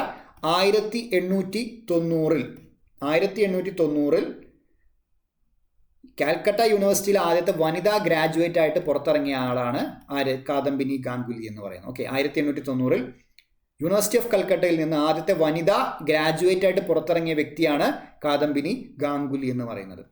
അതുപോലെ തന്നെ യൂണിവേഴ്സിറ്റി ഓഫ് കൽക്കട്ടയുമായി ബന്ധപ്പെട്ട ഒരു കമ്മീഷനാണ് സാഡ്ലർ കമ്മീഷൻ. ഇതൊരു യൂണിവേഴ്സിറ്റി കമ്മീഷനാണ്. അതൊരു യൂണിവേഴ്സിറ്റിയുടെ അതായത് കൽക്കട്ട യൂണിവേഴ്സിറ്റിയുടെ പ്രവർത്തനങ്ങളെക്കുറിച്ച് വിലയിരുത്താനും അതെങ്ങനെയൊക്കെ ഇമ്പ്രൂവ് ചെയ്യാമെന്നൊക്കെ പറയാൻ വേണ്ടിയിട്ടുള്ള അപ്പോയിൻ്റ് ചെയ്ത ഒരു ഇന്ത്യൻ യൂണിവേഴ്സിറ്റി കമ്മീഷനാണ് Sadler commission. Indian university commission മുഴുവനായിട്ട് പറയാൻ പറ്റില്ല നമുക്ക്, എന്താണ്, കാരണം യൂണിവേഴ്സിറ്റി ഓഫ് കൽക്കട്ടയ്ക്ക് വേണ്ടി മാത്രമാണ് ഇത് അപ്പോയിൻ്റ് ചെയ്തത്. പക്ഷേ ഇതിൻ്റെ റെക്കമെൻഡേഷൻസ് ഇന്ത്യയിലെ മറ്റ് യൂണിവേഴ്സിറ്റികളിലൊക്കെ നടപ്പാക്കിയിട്ടുണ്ട് പിന്നീട്. അപ്പോൾ യൂണിവേഴ്സിറ്റി ഓഫ് കൽക്കട്ടയ്ക്ക് വേണ്ടിയിട്ടുള്ള കമ്മീഷനായിരുന്നു എന്ത്? സാഡ്ലർ യൂണിവേഴ്സിറ്റി കമ്മീഷൻ എന്ന് പറയുന്നത്. 1917-19 കാലഘട്ടത്തിലാണ് ഇത് വരുന്നത്. 1917 വർഷം ഒന്ന് ആലോചിച്ച് വയ്ക്കുക. ഓക്കെ, അപ്പോൾ സാഡ്ലർ യൂണിവേഴ്സിറ്റി കമ്മീഷൻ എന്ന് പറയുന്ന കമ്മീഷൻ എന്തിനു വേണ്ടിയിട്ടാണ്? ഈ പറയുന്ന യൂണിവേഴ്സിറ്റി ഓഫ് കൽക്കട്ടയെ കുറിച്ച് പഠിക്കാനും അതിന് റിപ്പോർട്ട് സമർപ്പിക്കാനാണ്. എന്തൊക്കെ പ്രോബ്ലംസ് ആണ് കാൽക്കട്ട യൂണിവേഴ്സിറ്റി നേരിടുന്നത് അതിനൊക്കെ റിപ്പോർട്ട് സമർപ്പിക്കാൻ വേണ്ടിയിട്ടാണ് വന്ന സംഭവമാണ് എന്ത്? ഈ പറയുന്ന സാറ്റ്ലർ യൂണിവേഴ്സിറ്റി കമ്മീഷൻ എന്ന് പറയുന്നത്. ഇനി ആഡംസ് റിപ്പോർട്ടുമായി ബന്ധപ്പെട്ടത്. ആഡംസ് റിപ്പോർട്ട് 3 വർഷം അദ്ദേഹം റിപ്പോർട്ട് സമർപ്പിച്ചിട്ടുണ്ട്. 1835, 36, 37, ഓക്കെ 38. ഓക്കെ, അപ്പോൾ 35-ലും 36-ലും 38-ലും 1835, 1836, 1838 ഈ 3 വർഷത്തിൽ ഈ പറയുന്ന ആഡംസ് എന്ത് ചെയ്യുന്നുണ്ട്? വില്യം ആഡംസ് അദ്ദേഹത്തിൻ്റെ റിപ്പോർട്ട് സമർപ്പിച്ചിട്ടുണ്ട്. എന്താണ് ഇതിൻ്റെ പ്രത്യേകത? അദ്ദേഹത്തിൻ്റെ റിപ്പോർട്ട് വില്യം ആഡംസിൻ്റെ വില്യം ആഡംസ് ആണ് അദ്ദേഹത്തിൻ്റെ പൂർണ്ണ രൂപം. ആഡംസ് റിപ്പോർട്ട് എന്നാണ് അറിയപ്പെടുന്നത്. എന്തുമായിട്ട് ബന്ധപ്പെട്ടതാണ്? വെർനാക്കുലർ എഡ്യൂക്കേഷൻ. ഇന്ത്യയിൽ മൊത്തമാണോ? അല്ല. എവിടെ മാത്രമാണ്? ബംഗാൾ, ബീഹാർ. ബംഗാളിലെയും ബീഹാറിലെയും പ്രാദേശിക വിദ്യാഭ്യാസം അഥവാ വെർനാക്കുലർ എന്ന് പറഞ്ഞാൽ ലോക്കൽ ലാംഗ്വേജിലുള്ള, അവിടുത്തെ തദ്ദേശീയമായി സംസാരിക്കുന്ന ഭാഷയിലുള്ള എഡ്യൂക്കേഷനെയാണ് വെർനാക്കുലർ എന്ന് പറയുന്നത്. ലോക്കൽ ലാംഗ്വേജിലുള്ള ഭാഷ, ഈ വിദ്യാഭ്യാസം. ഓക്കെ, അപ്പോൾ വെർനാക്കുലർ എഡ്യൂക്കേഷന് ബംഗാളിലെയും ബീഹാറിലെയും വെർനാക്കുലർ എഡ്യൂക്കേഷനെ അതിലെ ഡിഫക്ട്സുകളൊക്കെ പോയിന്റ് ഔട്ട് ചെയ്യാൻ വേണ്ടിയിട്ടുള്ള ഒരു കമ്മീഷനായിരുന്നു ആഡംസ് കമ്മീഷൻ. അദ്ദേഹം റിപ്പോർട്ട് സമർപ്പിച്ചു. അതിനാണ് ആഡംസ് റിപ്പോർട്ട് എന്നറിയപ്പെടുന്നത്. ഓക്കെ, അപ്പോൾ അതും കൂടെ ഒന്ന് ആലോചിച്ച് വയ്ക്കുക. ഓക്കെ, അപ്പോൾ അവിടുത്തെ ഈ പറയുന്ന വെർനാക്കുലർ വിദ്യാഭ്യാസമുള്ള എന്തൊക്കെയാണ് പ്രശ്നങ്ങൾ, ന്യൂനതകളൊക്കെ ചൂണ്ടിക്കാട്ടിയ ഒരു റിപ്പോർട്ടായിരുന്നു ആഡംസ് റിപ്പോർട്ട് എന്ന് പറയുന്നത്. പിന്നെ വുഡ്സ് ഡിസ്പാച്ച് ഞാൻ പറഞ്ഞു, 1854 വുഡ്സ് ഡിസ്പാച്ച് വരുന്നത്. 1854 വുഡ്സ് ഡിസ്പാച്ച് വരുന്നത്. ഇന്ത്യയിലെ എന്താണ് Magna Carta of English education in India. ഇന്ത്യയിലെ ഇംഗ്ലീഷ് എഡ്യൂക്കേഷനെ മാഗ്ന കാർട്ട എന്ന് പറയുന്ന റിപ്പോർട്ടാണ്, പറയുന്ന കമ്മീഷനാണ് എൻ്റെ വുഡ്സ് ഡിസ്പാച്ച് എന്ന് പറയുന്നത്. അപ്പോൾ ഇതിന് മുന്നേ മെക്കോളെ മിനിറ്റ് എന്ന് പറഞ്ഞിട്ട് 1835 1835 മെക്കോളെ മിനിറ്റ്സ് വന്നിട്ടുണ്ട്. അതിൽ അദ്ദേഹം എന്താ പറഞ്ഞത്? എല്ലാവരും പഠിപ്പിക്കേണ്ടത് അതായത് യൂറോപ്യൻ സാധനങ്ങളും എല്ലാം പഠിപ്പിക്കേണ്ടത് ഇംഗ്ലീഷ് ഭാഷയിൽ മാത്രമാണെന്നാണ് പറഞ്ഞത്. ഇവിടെ വെർനാക്കുലർ ലാംഗ്വേജ് വേണ്ട, വെർനാക്കുലർ ലാംഗ്വേജിന് തള്ളിക്കളഞ്ഞ ആളായിരുന്നു മെക്കോളെ മിനിറ്റ് എന്ന് പറയുന്നത്. അപ്പോൾ അതിനുശേഷം 1854 വന്ന വുഡ്സ് ഡിസ്പാച്ച് എന്ത് പറഞ്ഞു? ലോക്കൽ ലാംഗ്വേജ് ഉപയോഗിക്കണം, വെർനാക്കുലർ ലാംഗ്വേജിൽ വേണം ഒരു ഇത്ര ക്ലാസ് വരെ പഠിപ്പിക്കാൻ. അതിനുശേഷമാണ് യൂണിവേഴ്സിറ്റി കോളേജിലൊക്കെയാണ് നമ്മൾ എന്ത് ചെയ്ത് ഇംഗ്ലീഷ് ഭാഷ ഉപയോഗിക്കേണ്ടതെന്നാണ് പറഞ്ഞത്. അപ്പോൾ വെർനാക്കുലർ ലാംഗ്വേജിനും ഇമ്പോർട്ടൻസ് കൊടുത്ത ആളായിരുന്നു വുഡ്സ് ഡിസ്പാച്ച്. ആ ഒരു ക്ലാരിറ്റിയാണ് നിങ്ങൾക്ക് വേണ്ടത്. ഓക്കെ, മെക്കോളെ മിനിറ്റ്സിൽ എന്തുണ്ടായിരുന്നില്ല? ഈ പറയുന്ന വെർനാക്കുലർ ലാംഗ്വേജ് വേണ്ട എന്നാണ് ഞാൻ പറഞ്ഞിരുന്നത്. അതേപോലെ തന്നെ ഒരുപാട് ആൾക്കാർക്കൊന്നും വിദ്യാഭ്യാസം മാസ് ആയിട്ടുള്ള എഡ്യൂക്കേഷൻ കൊടുക്കേണ്ട എന്നാണ് പറഞ്ഞത്. അത്യാവശ്യം ഫ്രണ്ടിൽ നിൽക്കുന്ന കുറച്ച് ആളുകൾക്ക് മാത്രം, അതായത് പ്രമുഖന്മാരായ കുറച്ച് ആൾക്കാർക്ക് മാത്രം, മിഡിൽ ക്ലാസ്സിന് മാത്രം എഡ്യൂക്കേഷൻ കൊടുത്തു കഴിഞ്ഞാൽ അത് താഴേക്കടയിലേക്ക് ഊർന്നിറങ്ങിക്കോളും എന്നാണ് പറയുന്നത്. ഓക്കെ, ഈ വെള്ളമൊക്കെ വേരുന്നിങ്ങനെ ഇറങ്ങുന്ന പോലെ മുകളിൽ മാത്രം എഡ്യൂക്കേഷൻ കൊടുത്തു കഴിഞ്ഞാൽ അത് താഴെക്കടയിലെ ആളുകളിലേക്ക് ഊർന്നിറങ്ങി ചെന്നുകൊള്ളും എന്ന് പറയുന്ന ഡൗൺവേർഡ് ഫിൽട്രേഷൻ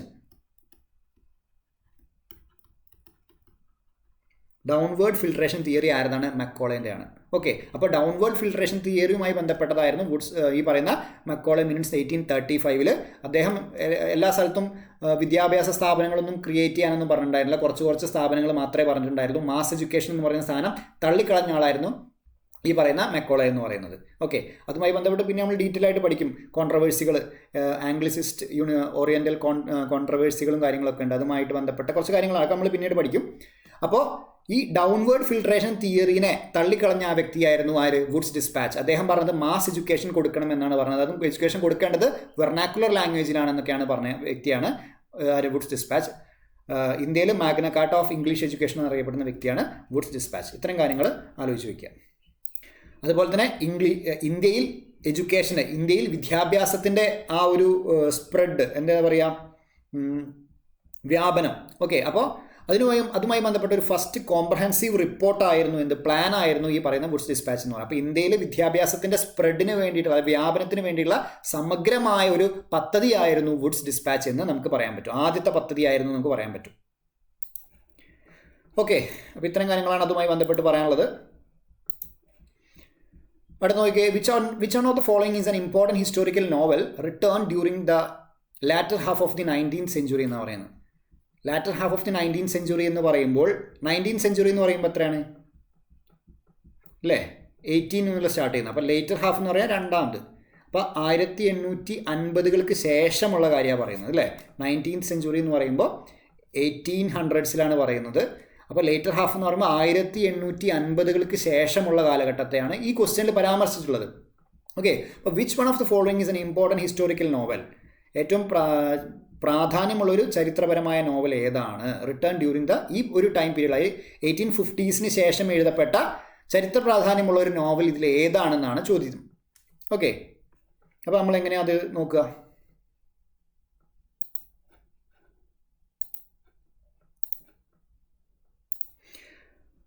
അപ്പോൾ നിങ്ങൾ അറിഞ്ഞു വെക്കേണ്ട ഒരു പോയിന്റ് എനിക്ക് പറയാനുള്ളത്, അപ്പോൾ ബ്രിട്ടീഷുകാർ ഇന്ത്യയിലേക്ക് വരുമ്പോൾ നമ്മുടെ കൾച്ചറിലും കാര്യങ്ങളിലൊക്കെ അവരുടേതായ ഇൻഫ്ലുവൻസ് ഒരുപാട് കാര്യങ്ങളുണ്ട്. അപ്പോൾ ആർക്കിടെക്ചർ ആണെങ്കിലും ലിറ്ററേച്ചറിലാണെങ്കിലും ഇംഗ്ലീഷ് ആ ഒരു ടേസ്റ്റ് നമ്മുടെ ഇന്ത്യയിലേക്ക് വന്നിട്ടുണ്ടായിരുന്നു. ഓക്കെ, അപ്പോൾ നമുക്ക് പറയാൻ സാധിക്കും ഇൻഡോ യൂറോപ്യൻ കോണ്ടാക്ട്, അതായത് ഇന്ത്യക്കാരും യൂറോപ്യൻ തമ്മിലുള്ള ആ കോണ്ടാക്ട് കാരണം 1850 മുതൽ ഇന്ത്യയിലേക്ക് വന്ന പുതിയ ഒരു സാഹിത്യ ശാഖയായിരുന്നു നോവൽ എന്ന് പറയുന്നത്. അപ്പോൾ നോവൽ എന്ന് എമർജ് ചെയ്യുന്നത് 1850s ശേഷമാണ്. അതായത് എന്താ പറയുക, ഈ പറഞ്ഞ ഇൻഡോ യൂറോപ്യൻ കോണ്ടാക്റ്റിൻ്റെ പ്രധാനപ്പെട്ട ഒരു സംഭാവനയായിരുന്നു നോവൽ എന്ന് പറയുന്ന ശാസ്ത്രശാഖ, മീൻസ് സാഹിത്യശാഖ എന്ന് പറയുന്നത് 1850s ശേഷമാണ് ഇതിൽ വരുന്നത്.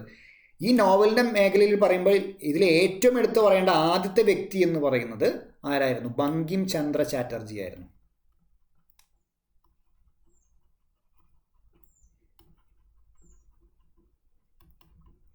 ബങ്കിം ചന്ദ്ര ചട്ടോപാധ്യായ, ബങ്കിം ചന്ദ്ര ചാറ്റർജി ആയിരുന്നു. നിങ്ങൾ പേര് കേട്ടിട്ടുണ്ടാവും അല്ലേ? വന്ദേ ഭാരതം അല്ലേ എഴുതിയ വ്യക്തിയാണ് ഇദ്ദേഹം എന്നൊക്കെ നിങ്ങൾ കേട്ടിട്ടുണ്ടാവും.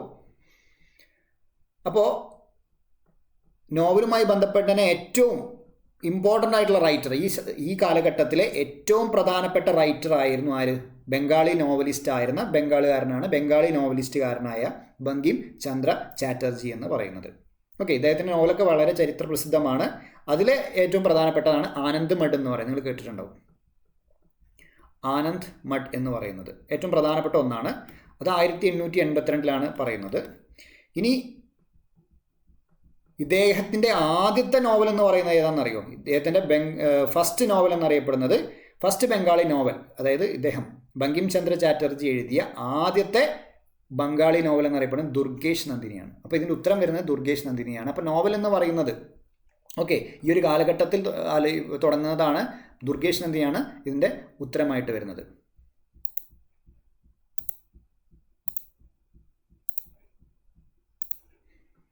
അപ്പോൾ ഈ കാര്യങ്ങളൊന്ന് ആലോചിച്ച് വയ്ക്കുക. ഇനി നമുക്ക് ഇതിലേക്ക് ഉത്തരത്തിലെത്തുള്ള വഴി എന്ന് പറഞ്ഞാൽ നമ്മൾ പഠിച്ചിട്ടുണ്ട്. റാസ്ത് ഗൊഫ്താർ എന്ന് പറയുന്നത് എന്താ സാധനം?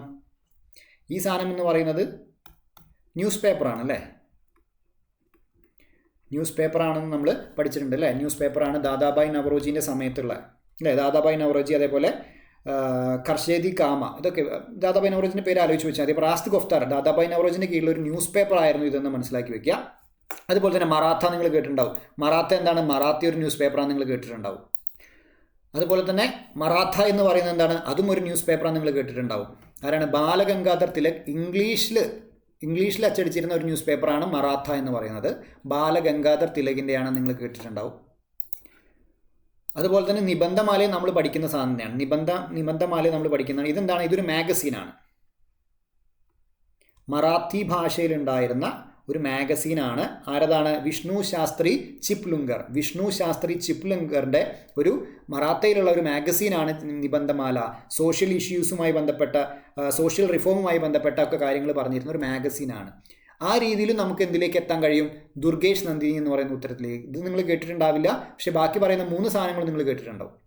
ഓക്കെ, അപ്പോൾ നമുക്ക് പറയുന്ന ഇനി 3 അല്ലെങ്കിൽ 2 ഓപ്ഷനെങ്കിലും നമുക്ക് ഒഴിവാക്കാൻ സാധിക്കും. ഓക്കെ, പിന്നെ ഒരു 50-50 ചാൻസിലേക്കെങ്കിലും നമുക്ക് എത്താൻ സാധിക്കും. അപ്പം മനസ്സിലാക്കി വെക്കുക, ഈ പറയുന്ന ഒരു ഇമ്പോർട്ടൻസ്. ആദ്യത്തെ ഒരു പ്രധാനപ്പെട്ട ഒരു നോവലിസ്റ്റ് ആയിരുന്നു ബങ്കിം ചന്ദ്ര ചാറ്റർജി. ഇൻഡോ യൂറോപ്യൻ സ്റ്റൈലും കാര്യങ്ങളൊക്കെ ഞാൻ പറഞ്ഞു. ഓക്കെ, അപ്പോൾ അദ്ദേഹത്തിൻ്റെ ഏറ്റവും ആദ്യത്തെ നോവലാണ്, ബങ്കിം ചന്ദ്ര ചാറ്റർജി എഴുതിയ ആദ്യത്തെ ബംഗാളി നോവലാണ് ദുർഗേഷ് നന്ദിനി എന്ന് പറയുന്നത്. ഇതൊരു റൊമാൻസ് നോവലാണ്. റൊമാൻസാണ് ഇതിലെ ഇതിവൃത്തം എന്ന് പറയുന്നത്. അതുപോലെ തന്നെ അദ്ദേഹത്തിൻ്റെ പ്രധാനപ്പെട്ട ചരിത്രപരമായ ഒരു നോവലാണ് 1882 ആനന്ദ് മഠ് എന്ന് പറയുന്നത്. ഇവിടെ നിന്നാണ് എന്ത് വരുന്നത്? ഇതിലാണ് എന്തിനെക്കുറിച്ച് പറയുന്നത്? വന്ദേ മാതരത്തിനെ കുറിച്ച് പറയുന്നതും അതേപോലെ തന്നെ സന്യാസി റിവോൾട്ടുമായി ബന്ധപ്പെട്ട കാര്യങ്ങളൊക്കെ കാണാൻ കഴിയുന്നത് നമുക്ക് ആനന്ദ് മഠിലാണ്. സന്യാസി റിവോൾട്ടുമായി ബന്ധപ്പെട്ട കാര്യങ്ങൾ, വന്ദേ മാതരമൊക്കെ ആനന്ദ് മഠിലാണ് നമുക്ക് കാണാൻ സാധിക്കുന്നത്. ഓക്കെ, ക്ലിയർ ആയെന്ന് വിചാരിക്കുന്നു. അതുപോലെ തന്നെ ഇദ്ദേഹത്തിൻ്റെ മറ്റൊരു നോവലും കൂടെ നിങ്ങൾ അറിഞ്ഞിരിക്കുന്നത് നല്ലതാണ്. ദേവി ചൗധരണി. ദേവി ചൗധരണി എന്ന് പറയുന്നു ഇദ്ദേഹത്തിൻ്റെ ഒരു നോവലാണ്. ഇതെന്താ പറയുന്നത് വെച്ചാൽ നമ്മൾ ഈ പറയുന്ന വിദേശ ഭരണത്തിനെതിരെ, അവരുടെ ചൂഷണത്തിനെതിരെ, അതിൻ്റെ പോരാട്ടത്തിന് വേണ്ടി സ്ത്രീകളും ആ പോരാട്ടം ഏറ്റെടുക്കണമെന്ന് പറയുന്ന ഒരു നോവലാണ് ദേവി ചൗധരണി എന്ന് പറയുന്നത്. ഓക്കെ, അപ്പോൾ ഇത് മൂന്നും ഇദ്ദേഹത്തിൻ്റെതാണെന്ന് മനസ്സിലാക്കി, ബങ്കിം ചന്ദ്ര ചാറ്റർജിയുടെ ആണെന്ന് മനസ്സിലാക്കി വയ്ക്കുക. അടുത്ത ക്വസ്റ്റ്യൻ നോക്കിക്കേ. Who among the following was associated with suppression of Thugs? അതായത് തഗ്സിൻ്റെ അഥവാ ക്രിമിനലുകളുടെയൊക്കെ അടിച്ചമർത്തലിന് അസോസിയേറ്റ് ചെയ്ത് അതൊരു ബന്ധപ്പെട്ട വ്യക്തി ഇതിൽ ആരാണെന്നാണ് ചോദിച്ചിരിക്കുന്നത്. ഓക്കെ, അപ്പോൾ നിങ്ങൾ മനസ്സിലാക്കേണ്ട അങ്ങനെ ഒരു സാധനം നമ്മൾ പഠിക്കുന്നത് 1830 വില്യം ബെൻഡിക്കിൻ്റെ പേരിലാണ് പഠിക്കുന്നത്. കേട്ടിട്ടുണ്ടാവില്ല നിങ്ങൾ? വില്യം ബെൻഡിക്കാണ് 1830 ഈ പറയുന്ന തഗ്ഗുകളെയൊക്കെ സപ്രസ് ചെയ്യുന്നത് അഥവാ ക്രിമിനൽസിനെയൊക്കെ അടിച്ചൊതുക്കുന്നത്. ഇദ്ദേഹം ഇദ്ദേഹം ഗവർണർ ജനറൽ ആയിരിക്കുന്ന സമയത്താണ്, ഗവർണർ ജനറൽ ഓഫ് ഇന്ത്യ ആയിരിക്കുന്ന സമയത്താണ് ഈ പറയുന്ന തഗ്സിൻ്റെ സപ്രഷനൊക്കെ നടക്കുന്നത് നിങ്ങൾ പഠിച്ചിട്ടുണ്ടാവും. അതിനു വേണ്ടി വന്നിരുന്ന വ്യക്തിയാണ് ആര്? ക്യാപ്റ്റൻ സ്ലീമാൻ എന്ന് പറയുന്നത്. അപ്പോൾ വില്യം ബെൻഡിക്കിൻ്റെ കാലഘട്ടത്തിൽ ഈ പറയുന്ന ക്യാപ്റ്റൻ സ്ലീമാനാണ് അതിൻ്റെ ചുമതല ഏറ്റെടുത്തിരുന്നത്. ഓക്കെ, അപ്പോൾ കവർച്ചയും കൊലപാതകമൊക്കെ നടത്തുന്ന ക്രിമിനൽസിനെ, അവരുടെ സംഘങ്ങളെ അടിച്ചമർത്താൻ വേണ്ടി വില്യം ബെൻഡിക്ക് ശക്തമായ നടപടികൾ സ്വീകരിച്ചിട്ടുണ്ടായിരുന്നു. അതുമായി ബന്ധപ്പെട്ട് അദ്ദേഹം നിയോഗിച്ച ഒരു വ്യക്തിയായിരുന്നു ഈ പറയുന്ന ക്യാപ്റ്റൻ സ്ലീമാൻ എന്ന് പറയുന്നത്. അപ്പോൾ ഇദ്ദേഹത്തിൻ്റെ പേര് ഒന്ന് ആലോചിച്ച് വയ്ക്കുക. അടുത്ത ക്വസ്റ്റ്യൻ നോക്കിക്കേ. What is the correct chronological sequence of the following?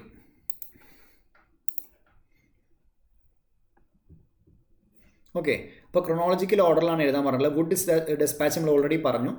എന്താണ്? 1854. മക്കോളേസ് മിനിറ്റ്സ് ഓൺ എഡ്യൂക്കേഷൻ 1835 നമ്മൾ പറഞ്ഞു. ഓക്കെ, അപ്പോൾ 2 ആദ്യം വരേണ്ടല്ലേ? 2 ആദ്യം വരുന്ന ഓപ്ഷൻ ഇവിടെ ഉണ്ട്. ഇത് നമുക്ക് ഒഴിവാക്കാം. ഇവിടെ ചെറിയൊരു പ്രശ്നമുണ്ടല്ലേ? 2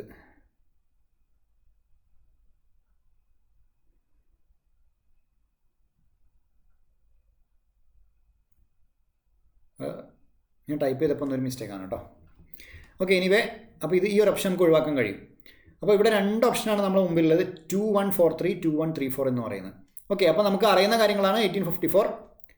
അപ്പോൾ ഞാൻ പറഞ്ഞു ഓരോ വർഷങ്ങളും പഠിക്കണം എന്ന് പറയുന്ന പ്രാധാന്യം നിങ്ങൾക്ക് മനസ്സിലാവുന്നുണ്ടാവും. ഓരോ ക്വസ്റ്റ്യൻ കാണുമ്പോൾ വെറുതെ വാരി വലിച്ച് പഠിച്ച കാര്യം എങ്ങനെയാണ് ക്വസ്റ്റ്യൻ ചോദിക്കുന്നത് അനുസരിച്ച് വേണം നമ്മുടെ പഠന രീതി നമ്മൾ മാറ്റേണ്ടത്.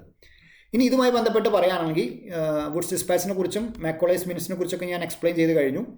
ഇനി സാർജൻറ്റ് എഡ്യൂക്കേഷൻ റിപ്പോർട്ടിനെ കുറിച്ച് പറയുകയാണെങ്കിൽ എന്താണ് പറയേണ്ടതെന്ന് വെച്ച് കഴിഞ്ഞാൽ സാർജൻറ്റ് എഡ്യൂക്കേഷൻ റിപ്പോർട്ട്. അപ്പോൾ സാർജൻറ്റ് റിപ്പോർട്ട് എന്ന് പറയുമ്പോൾ തന്നെ എഡ്യൂക്കേഷനുമായി ബന്ധപ്പെട്ടതാണ് നിങ്ങളുടെ ഓർമ്മയിൽ ഉണ്ടാവണം. അപ്പോൾ 2ാം ലോക മഹായുദ്ധത്തിന് ശേഷം, ആ പോയിന്റാണ് നമുക്കിവിടെ കിട്ടുന്നത്. 2ാം ലോക മഹായുദ്ധത്തിന് ശേഷം എഡ്യൂക്കേഷനിൻ്റെ വിദ്യാഭ്യാസത്തിൻ്റെ പുരോഗതി എങ്ങനെയാണ് എന്നൊക്കെ മനസ്സിലാക്കാൻ വേണ്ടി വന്നൊരു റിപ്പോർട്ടായിരുന്നു സാർജൻറ്റ് എഡ്യൂക്കേഷൻ റിപ്പോർട്ട്. അപ്പോൾ 2ാം ലോക മഹായുദ്ധം എന്ന് പറയുമ്പോൾ നിങ്ങൾ വർഷം ആലോചിക്കണം. 1944 ആണ് ഇത് വരുന്നതെന്ന് മനസ്സിലാക്കണം. 1944 എന്ന് പറയുന്നതാണ്. ഓക്കെ, ഇനി 3 വർഷം കൂടിയേ ഉള്ളൂ ഇന്ത്യക്ക് സ്വാതന്ത്ര്യം കിട്ടാൻ വേണ്ടി. അപ്പോൾ ഏകദേശം എന്തായിരിക്കും ഈ സാധനമായിരിക്കണം ലാസ്റ്റ് വരേണ്ടതെന്ന് നിങ്ങൾ ജസ്റ്റ് ഒന്ന് ആലോചിച്ച് കഴിഞ്ഞാൽ നിങ്ങൾക്ക് ഇവിടെ ഉത്തരത്തിലേക്ക് എത്താൻ സാധിക്കും. 3 ലാസ്റ്റ് വരുന്നത്. ഓക്കെ, ആ രീതിയിൽ വേണമെങ്കിൽ നമുക്ക് ഉത്തരത്തിലേക്ക് എത്താൻ സാധിക്കും.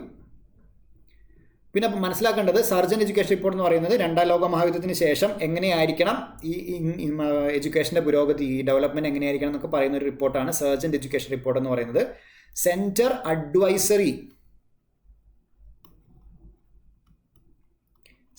അഡ്വൈസറി ബോർഡ് ഓഫ് എഡ്യൂക്കേഷനാണ് ഈ പറയുന്ന സമഗ്രമായ റിപ്പോർട്ട് സമർപ്പിക്കുന്നത്, തയ്യാറാക്കുന്നത്. സെൻട്രൽ അഡ്വൈസറി ബോർഡ് ഓഫ് എഡ്യൂക്കേഷനാണ് എന്ത് ചെയ്യുന്നത്? ഈ comprehensive report on educational development എന്ത് ചെയ്യുന്നത്? പ്രിപ്പയർ ചെയ്യുന്നത്.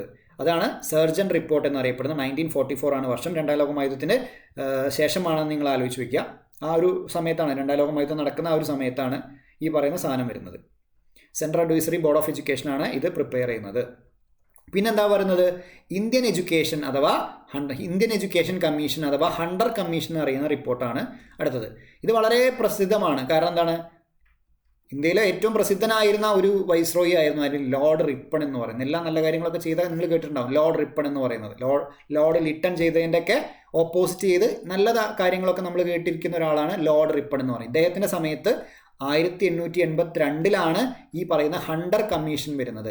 ഇന്ത്യൻ എഡ്യൂക്കേഷൻ കമ്മീഷൻ അഥവാ ഹണ്ടർ കമ്മീഷൻ എന്നൊക്കെ അറിയപ്പെടുന്നത് 1882 ലോർഡ് റിപ്പൺ വൈസ്രോയി ആയിരിക്കുന്ന സമയത്താണെന്ന് മനസ്സിലാക്കി വയ്ക്കുക. ഓക്കെ, ഈ ഹണ്ടർ എന്ന് പറയുന്നത് W ഹണ്ടർ ആണ് ഇതിൻ്റെ ചെയർമാൻ ആയിരുന്നത്. അതുകൊണ്ടാണ് ഇതിനെ ഹണ്ടർ കമ്മീഷൻ എന്ന് വിളിക്കുന്നത്. എന്തിനു വേണ്ടിയിട്ടായിരുന്നു? 1854 എന്ത് വരുന്നത്? വുഡ്സ് ഡിസ്പാച്ച് വരുന്നത്. ഈ വുഡ്സ് ഡിസ്പാച്ചിന് ശേഷം ഇന്ത്യയുടെ എഡ്യൂക്കേഷൻ്റെ പ്രോഗ്രസ്, വിദ്യാഭ്യാസത്തിൻ്റെ പ്രോഗ്രസ് ഒക്കെ റിവ്യൂ ചെയ്യാൻ വേണ്ടി വന്ന ആളാണ് ഹണ്ടർ കമ്മീഷൻ. അപ്പോൾ 1854 വുഡ്സ് ഡിസ്പാച്ച് വഴി ഉണ്ടായിരിക്കുന്ന ഇന്ത്യയിലെ പുരോഗതി, വിദ്യാഭ്യാസത്തിൻ്റെ പുരോഗതിയൊക്കെ റിവ്യൂ ചെയ്യാൻ വന്നിരിക്കുന്ന ആളായിരിക്കുന്നു ആര്? ഇന്ത്യൻ എഡ്യൂക്കേഷൻ കമ്മീഷൻ എന്നറിയപ്പെടുന്ന ഹണ്ടർ കമ്മീഷൻ എന്ന് പറയുന്നത്.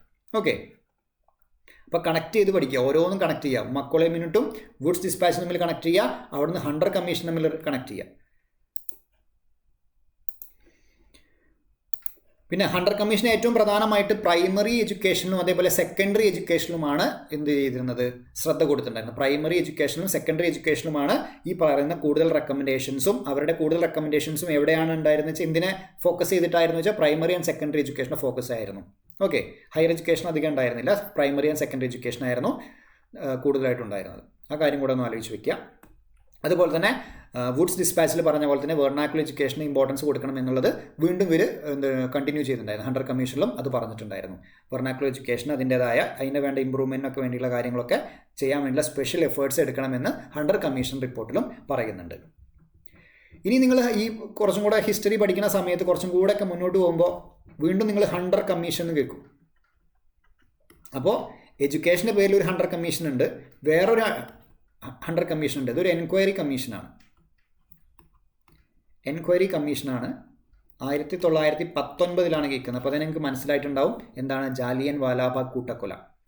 ഓക്കെ, 1990 ജാലിയൻ വാലാബാഗ് കൂട്ടക്കൊല നടന്നതിന് ശേഷം അത് എൻക്വയറി നടത്താൻ വേണ്ടിയിട്ട് അതിനെക്കുറിച്ച് അന്വേഷിച്ച റിപ്പോർട്ട് സമർപ്പിക്കാൻ വേണ്ടി ഒരു കമ്മീഷനെ അപ്പോയിൻറ്റ് ചെയ്യുന്നുണ്ട്. അതിൻ്റെ പേരാണ് ഹണ്ടർ എന്ന് പറയുന്നത്. ഓക്കെ, അപ്പോൾ അതിൻ്റെ ഈ കമ്മീഷൻ്റെ ഒഫീഷ്യൽ നെയിം എന്ന് പറയുന്നത് ഡിസോർഡർ എൻക്വയറി കമ്മിറ്റിയാണ്. ഡിസോർഡേഴ്സ് എൻക്വയറി കമ്മിറ്റി എന്നാണ് അറിയപ്പെടുന്നത്, ഈ കമ്മിറ്റി അറിയപ്പെടുന്നത്. ഓക്കെ, ഹണ്ടർ കമ്മീഷൻ അല്ലെങ്കിൽ ഹണ്ടർ കമ്മിറ്റി എന്നൊക്കെ അറിയപ്പെടുന്നതാണ്. ലോർഡ് വില്യം ഹണ്ടർ ആയിരുന്നു അതിൻ്റെ ചെയർമാൻ എന്ന് പറയുന്നത്. അപ്പോൾ അതും ജസ്റ്റ് ഒന്ന് കണക്ട് ചെയ്ത് വെക്കുക. ഈ പറയുന്നത് വേറൊരു ഹണ്ടർ കമ്മീഷൻ ഉണ്ടും കൂടെ നിങ്ങൾ മനസ്സിലാക്കി വെക്കുക. ജാലിയൻ വാലാബാഗിൻ്റെ കൂട്ടക്കൊല എൻക്വയറി ചെയ്ത് നടത്താൻ വന്ന കമ്മീഷനാണ്. അടുത്ത നോക്കിയേ, ഈ ലിസ്റ്റും മാച്ച് ദ ഫോളോയിങ് ആണ് തന്നിരിക്കുന്ന. രണ്ടും കൂടെ മാച്ച് ചെയ്യാനാണ് പറഞ്ഞിരിക്കുക. അഹോം റിവോൾട്ട് എന്നുണ്ട്, പാബ്ന റിവോൾട്ട്, ഏക movement, Birsa Munda revolt. Birsa Munda revolt നിങ്ങൾ കേട്ടിട്ടുണ്ടാവും. ബിർസ മുണ്ട എവിടെയാണുള്ളത്? അത് നിങ്ങൾ കേട്ടിട്ടുണ്ടാവുമല്ലോ. ബിർസ മുണ്ട നിങ്ങൾ കേട്ടിട്ടുണ്ടാവും. എവിടെയാണ്? റാഞ്ചിയിലാണ്, ചോട്ടാ നാഗപ്പൂർ റീജിയനിലാണ് എന്ത് ബിർസ മുണ്ട ഉണ്ടായിരുന്നത്. ബിർസ മുണ്ടേൻ്റെ റിവോൾട്ട് നടന്നത് ചോട്ടാ നാഗപ്പൂർ റീജിയനിലാണ്. ഏകദേശം എവിടെയെന്ന് പറയാം, ബീഹാർ പ്രദേശങ്ങളിലായിരുന്നു, പണ്ടത്തെ ബീഹാർ പ്രദേശങ്ങൾ. ഇത് നോക്കിയേ, 1900 ശരിക്കും ഇപ്പോൾ പറയുകയാണെങ്കിൽ നമ്മൾ റാഞ്ചി പ്രദേശത്താണ് നമ്മൾ പഠിച്ചിട്ടുണ്ട്. റാഞ്ചി ഇപ്പോൾ എവിടെയാണ്? ജാർഖണ്ഡിലാണ് അല്ലേ? ഈ ക്വസ്റ്റ്യൻ 1997 ആയിരുന്നു. 2000 റാഞ്ചി ഈ പറയുന്ന ജാർഖണ്ഡ് ഉണ്ടാകുന്നത്. അതുവരെ ബീഹാർ സംസ്ഥാനത്തിൻ്റെ ഭാഗമായിരുന്നു ജാർഖണ്ഡ്. ഓക്കെ, അപ്പോൾ ഇവിടെ ബീഹാറാണ് ഇവിടെ D2 വരേണ്ടത്. കണ്ടോ, D2 2 ഓപ്ഷനിൽ വന്നിട്ടുണ്ട്. ഓക്കെ, അത് ജസ്റ്റ് ഒന്ന് മനസ്സിലാക്കി വയ്ക്കുക. ഇപ്പോൾ എന്താണ്? ബീഹാർ അല്ല ജാർഖണ്ഡാണെന്ന് മനസ്സിലാക്കി വയ്ക്കുക. 2000 ജാർഖണ്ഡ് വന്നത്. ക്വസ്റ്റ്യൻ ചോദിച്ചിരിക്കുന്നത് 1997 അതുകൊണ്ടാണ് അങ്ങനെ ഒരു ഓപ്ഷൻ വന്നത്. ഇപ്പോൾ വരികയാണെങ്കിൽ ജാർഖണ്ഡ് എന്നാണ് വരിക. ഓക്കെ, അപ്പോൾ ബിർസ മുണ്ട റിവോൾട്ട് എന്താണ്? നമുക്ക് ഇതുമായിട്ട് ലിങ്ക് ചെയ്യാൻ പറ്റും. ഓക്കെ, അപ്പോൾ 2 ഓപ്ഷനാണ് ഇവിടെ ഉള്ളത്. അപ്പോൾ നമുക്ക് ഇത് രണ്ടും ഒഴിവാക്കാം. ഇനി എയും ഡിയും മാത്രം നോക്കിയാൽ മതി. എയും ഡിയും ഇവിടെ A1, ഇവിടെ A3 ആണ്, B3, B4, C4, C1. Okay, അതേപോലെ തന്നെ നമ്മൾ അറിയുന്നൊരു സാധനം അഹോം റിവോൾട്ട് നിങ്ങൾ കേട്ടിട്ടുണ്ടാവും. Ahom revolt is related to Assam. Ahom revolt ആസാമുമായി ബന്ധപ്പെട്ടിരിക്കുന്നു. അപ്പോൾ A1 ഇവിടെ കിട്ടി. അപ്പോൾ നമുക്ക് ഉത്തരത്തിലേക്ക് എത്താൻ പറ്റും.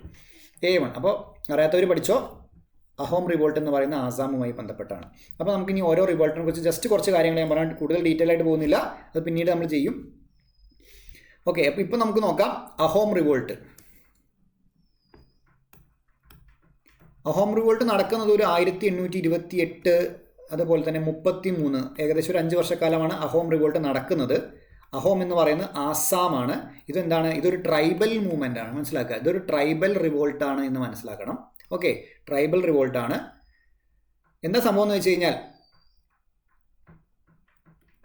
ആദ്യമായിട്ട് ആംഗ്ലോ ബർമ വാർ നടക്കുന്നുണ്ട്. അതായത് ബ്രിട്ടീഷുകാരും ബർമയും തമ്മിൽ ആദ്യം നടക്കുന്ന ഒരു യുദ്ധമുണ്ട്.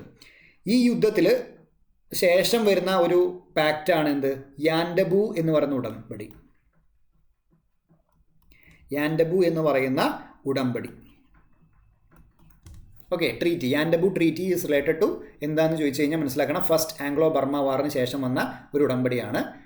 അപ്പോൾ ഈ ഉടമ്പടിയിൽ എന്താ പറഞ്ഞിരുന്നതെന്ന് വെച്ച് കഴിഞ്ഞാൽ ബ്രിട്ടീഷുകാർ ഈ ഫസ്റ്റ് ആംഗ്ലോ ബർമ യുദ്ധത്തിന് ശേഷം ഈ പറയുന്ന ആസാം വിട്ട് പോയിക്കോളാന്ന് ബ്രിട്ടീഷുകാർ ഉടമ്പടിയിൽ പറഞ്ഞിട്ടുണ്ടായിരുന്നു. പക്ഷെ അത് ലംഘിക്കുകയാണ് ബ്രിട്ടീഷുകാർ. അപ്പോൾ അതിനെതിരെയാണ് ഈ പറയുന്ന ട്രൈബൽ റിവോൾട്ട്, അഹോം റിവോൾട്ട് നടക്കുന്നത് എന്ന് മനസ്സിലാക്കി വെച്ചാൽ മതി.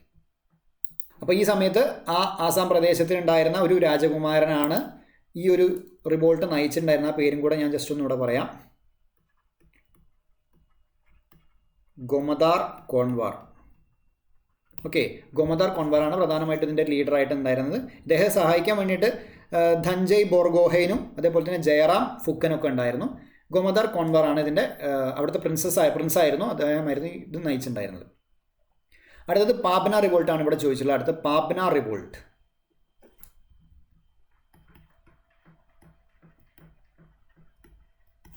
പാബ്ന റിവോൾട്ട് എന്ന് പറയുന്ന ഒരു പെസൻറ്റ് മൂവ്മെൻ്റ് ആണ്. ഓക്കെ, പെസൻ്റ് ആണ്, തൊഴിലാളികളുടെയാണ്, പെസൻറ്റ് മൂവ്മെൻ്റ് ആണ് ഇതെന്ന് പറയുന്നത്. ഏകദേശം ഒരു 1873 ഈ പാബ്ന റിവോൾട്ട് നടക്കുന്നത്. ഈസ്റ്റ് ബംഗാളാണ്, അതായത് ഇന്നത്തെ ബംഗ്ലാദേശ് റീജിയനാണ് എന്ത് ഈ പറയുന്ന പ്രദേശം വരുന്നത്. പാബ്ന എന്ന് പറയുന്നത് ഇന്നത്തെ ബംഗ്ലാദേശാണ്, ഈസ്റ്റ് ബംഗാളാണ്. ഓക്കെ, ഇതിൻ്റെ ലീഡേഴ്സ് എന്ന് പറയുന്നത് ഇഷാൻ ചന്ദ്ര റോയ്, അതേപോലെ തന്നെ ശംഭു നാഥ് പാൽ, അതേപോലെ ഖോഡി മുല്ല. ജസ്റ്റ് പേര് ഒന്ന് കേട്ടാൽ മതി, കാണാതെ പഠിക്കണമെന്നില്ല. ഓക്കെ, അത്ര ഇമ്പോർട്ടൻ്റ് അല്ല പേരുകളൊന്നും. ഇഷാൻ റോയ്, അതേപോലെ ശംഭു നാഥ് പാൽ, ഖോഡി മുല്ല, ഇവരായിരുന്നു ഈ പാബ്ന റിവോൾട്ടിൻ്റെ ലീഡർ എന്ന് പറയുന്നത്.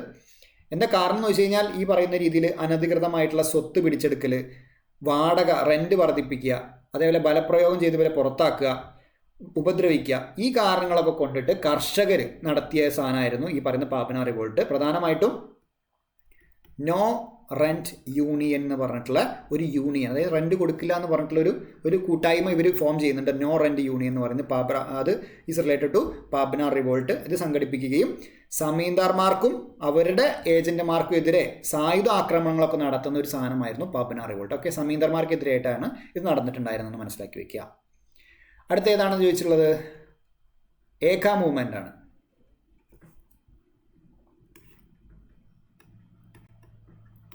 ഏക മൂവ്മെൻറ്റ് എന്ന് പറയുന്നത് 1921-22 സമയത്ത് ഉത്തർപ്രദേശിലാണ് നടക്കുന്നത്. ഓക്കെ, ഉത്തർപ്രദേശിലാണെന്ന് മനസ്സിലാക്കി. 1921-22 സമയത്ത് ഉത്തർപ്രദേശിലാണ് നടക്കുന്നത്. കുറച്ചും കൂടെ പറഞ്ഞാൽ അവധ് റീജിയനിൽ നടക്കുന്നതാണ് ഏക മൂവ്മെൻറ്റ് എന്ന് പറയുന്നത്. കറക്റ്റ് വർഷം 1921 ആണ്. 22-ലും കൂടെ നടക്കുന്നുണ്ട്. ഓക്കെ, 1921 ആണ്. ഇതിൻ്റെ ലീഡറിൻ്റെ പേര് നിങ്ങൾ പഠിച്ചു വെച്ചോ, മദാരി പാസി. നിങ്ങൾ കേട്ടിട്ടുണ്ടാകും ചിലപ്പോൾ. മദാരി പാസി എന്ന് പറയുന്ന ആളാണ് ഇതിൻ്റെ ലീഡർ എന്ന് പറയുന്നത്.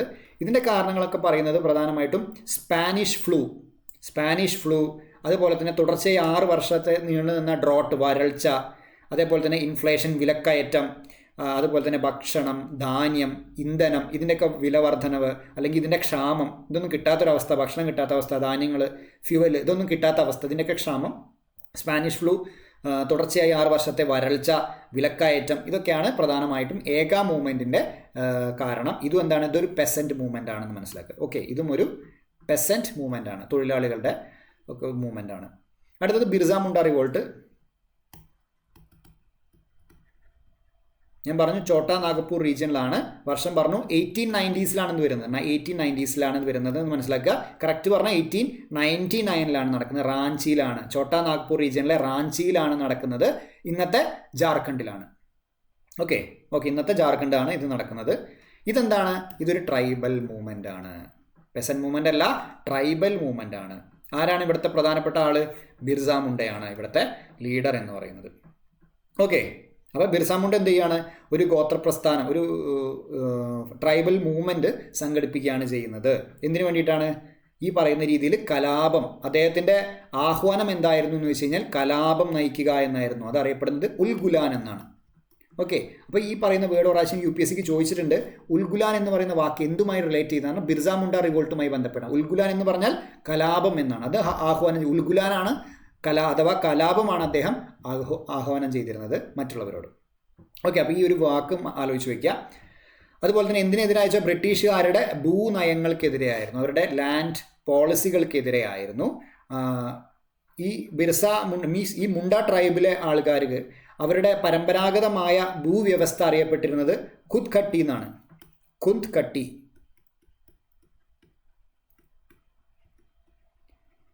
ഖുന്ദ് കട്ടി എന്ന് പറയുന്ന സിസ്റ്റമായിരുന്നു അവരറിയപ്പെട്ടിരുന്നത്. ഖുന്ദ് കട്ടി സിസ്റ്റം, അല്ലെങ്കിൽ നമുക്ക് എന്ത് പറയാം, ജോയിൻറ്റ് ടെന്യുവർ സിസ്റ്റം എന്നൊക്കെ പറയാൻ പറ്റും. ഓക്കെ, സംയുക്ത ഭരണം, അല്ലെങ്കിൽ നമുക്ക് എന്ത് പറയാൻ പറ്റും, ഖുദ് ഖണ്ഡി എന്നൊക്കെ പറയാം. ഓക്കെ, ഖുദ് കട്ടി സിസ്റ്റം, അതുപോലെ തന്നെ ജോയിൻറ്റ് ടെന്യുവർ എന്നൊക്കെ പറയുന്ന ഒരു സമ്പ്രദായമായിരുന്നു പരമ്പരാഗതമായിട്ട് അവിടെ നിലനിന്നത്. അപ്പോൾ ഇതിനെതിരൊക്കെ ഈ പറയുന്ന ബ്രിട്ടീഷുകാരുടെയൊക്കെ നയങ്ങളാണ് ഈ പറയുന്ന ട്രൈബൽ റിവോൾട്ടിലേക്ക് നയിക്കുന്നത്. അതുപോലെ തന്നെ മിഷണറിമാർ ഒക്കെ വരുന്ന സമയമാണ്. മിഷണറിമാരൊക്കെ അവിടെ വന്നിട്ട് അവരുടെ പരമ്പരാഗത കൾച്ചറിനെ, സംസ്കാരത്തിനൊക്കെ വിമർശിക്കുകയൊക്കെ ചെയ്യുന്ന ആ ഒരു സമയത്താണ് ഇങ്ങനത്തെ റിവോൾട്ട് നടക്കുന്നത്. ഓക്കെ, അതുപോലെ തന്നെ പുറത്തു നിന്നുള്ള ആൾക്കാരും ഒക്കെ വന്നിട്ട് പണമിടപാടുകാരും, മണി ലെൻഡേഴ്സ്, അതുപോലെ ഔട്ട്സൈഡേഴ്സ്, ഇവരൊക്കെ വന്നിട്ട് ഇവരെന്ത് ചെയ്യാണ്, ഇവരെ ചവിട്ടി പുറത്താക്കിയിട്ട് ഇവരെ വെറും ഒരു വേജ്ലെസ് എംപ്ലോയേഴ്സായിട്ട് മാറുകയാണ്, തൊഴിലാളികളാക്കി മാറ്റി കൂലി രഹിതമായിട്ട് പണിയെടുപ്പിക്കുന്ന ഒരു പരിപാടി നടന്നപ്പോഴാണ് ഈ പറയുന്ന ബിർസ മുണ്ട റിവോൾട്ട് 1899 ജാർഖണ്ഡ് റാഞ്ചി റീജിയനിൽ നടക്കുന്നത്, ഛോട്ടാ നാഗ്പൂർ റീജിയനിൽ നടക്കുന്നത്. ഓക്കെ, അപ്പോൾ ഇത്രയും കാര്യങ്ങൾ മനസ്സിലായി എന്ന് വിചാരിക്കുന്നു. അപ്പോൾ ഈ ഒരു 10 ക്വസ്റ്റ്യൻ നമ്മൾ ഡീറ്റെയിൽ ആയിട്ട് ഡിസ്കസ് ചെയ്തിട്ടുണ്ട്. അപ്പോൾ എല്ലാവർക്കും മനസ്സിലായി എന്ന് വിചാരിക്കുന്നു. ഓക്കെ, അപ്പോൾ നിങ്ങളുടെ ഫീഡ്ബാക്ക് അറിയിക്കുക, ഡിസ്കഷൻ എങ്ങനെ ഉണ്ടായിരുന്നു എന്നുള്ള അഭിപ്രായങ്ങളൊക്കെ അറിയിക്കുക. എന്നാലേ എനിക്ക് തുടർന്നും ഇതുമാതിരിയുള്ള കാര്യങ്ങളൊക്കെ ചെയ്യാൻ വേണ്ടിയിട്ടുള്ള ഒരു എനർജി ഉണ്ടാവുള്ളൂ. ഓക്കെ, അപ്പോൾ നിങ്ങളുടെ സപ്പോർട്ട് ഉണ്ടാവണം, നിങ്ങളുടെ ഫീഡ്ബാക്ക്സ് അറിയിക്കുക. ഓക്കെ, മാക്സിമം പഠിക്കുക, അത്ര നമുക്ക് ചെയ്യാൻ പറ്റുള്ളൂ. ആ കോൺഫിഡൻസ് വളർത്തിയെടുക്കുക. ഞാൻ പഠിച്ചിട്ടുണ്ട്, എൻ്റെ കയ്യിൽ സ്റ്റഫ് ഉണ്ട് എന്നുള്ള കാര്യങ്ങൾ, എനിക്ക് അതിനുള്ള കപ്പാസിറ്റി ഉണ്ട് എന്നുള്ള നമ്മൾ വളർത്തിയെടുക്കലാണ്. അത് പതിയെ ഒറ്റയടിക്ക് നടക്കുന്നില്ല. ഡെയിലി നമ്മളൊരു 2-3 hours അതിന് വേണ്ടി സ്പെൻഡ് ചെയ്യുക. അങ്ങനെ പതിയെയാണ് നമുക്ക് ഓരോ ഡേ ഗോൾ സെറ്റ് ചെയ്യുക.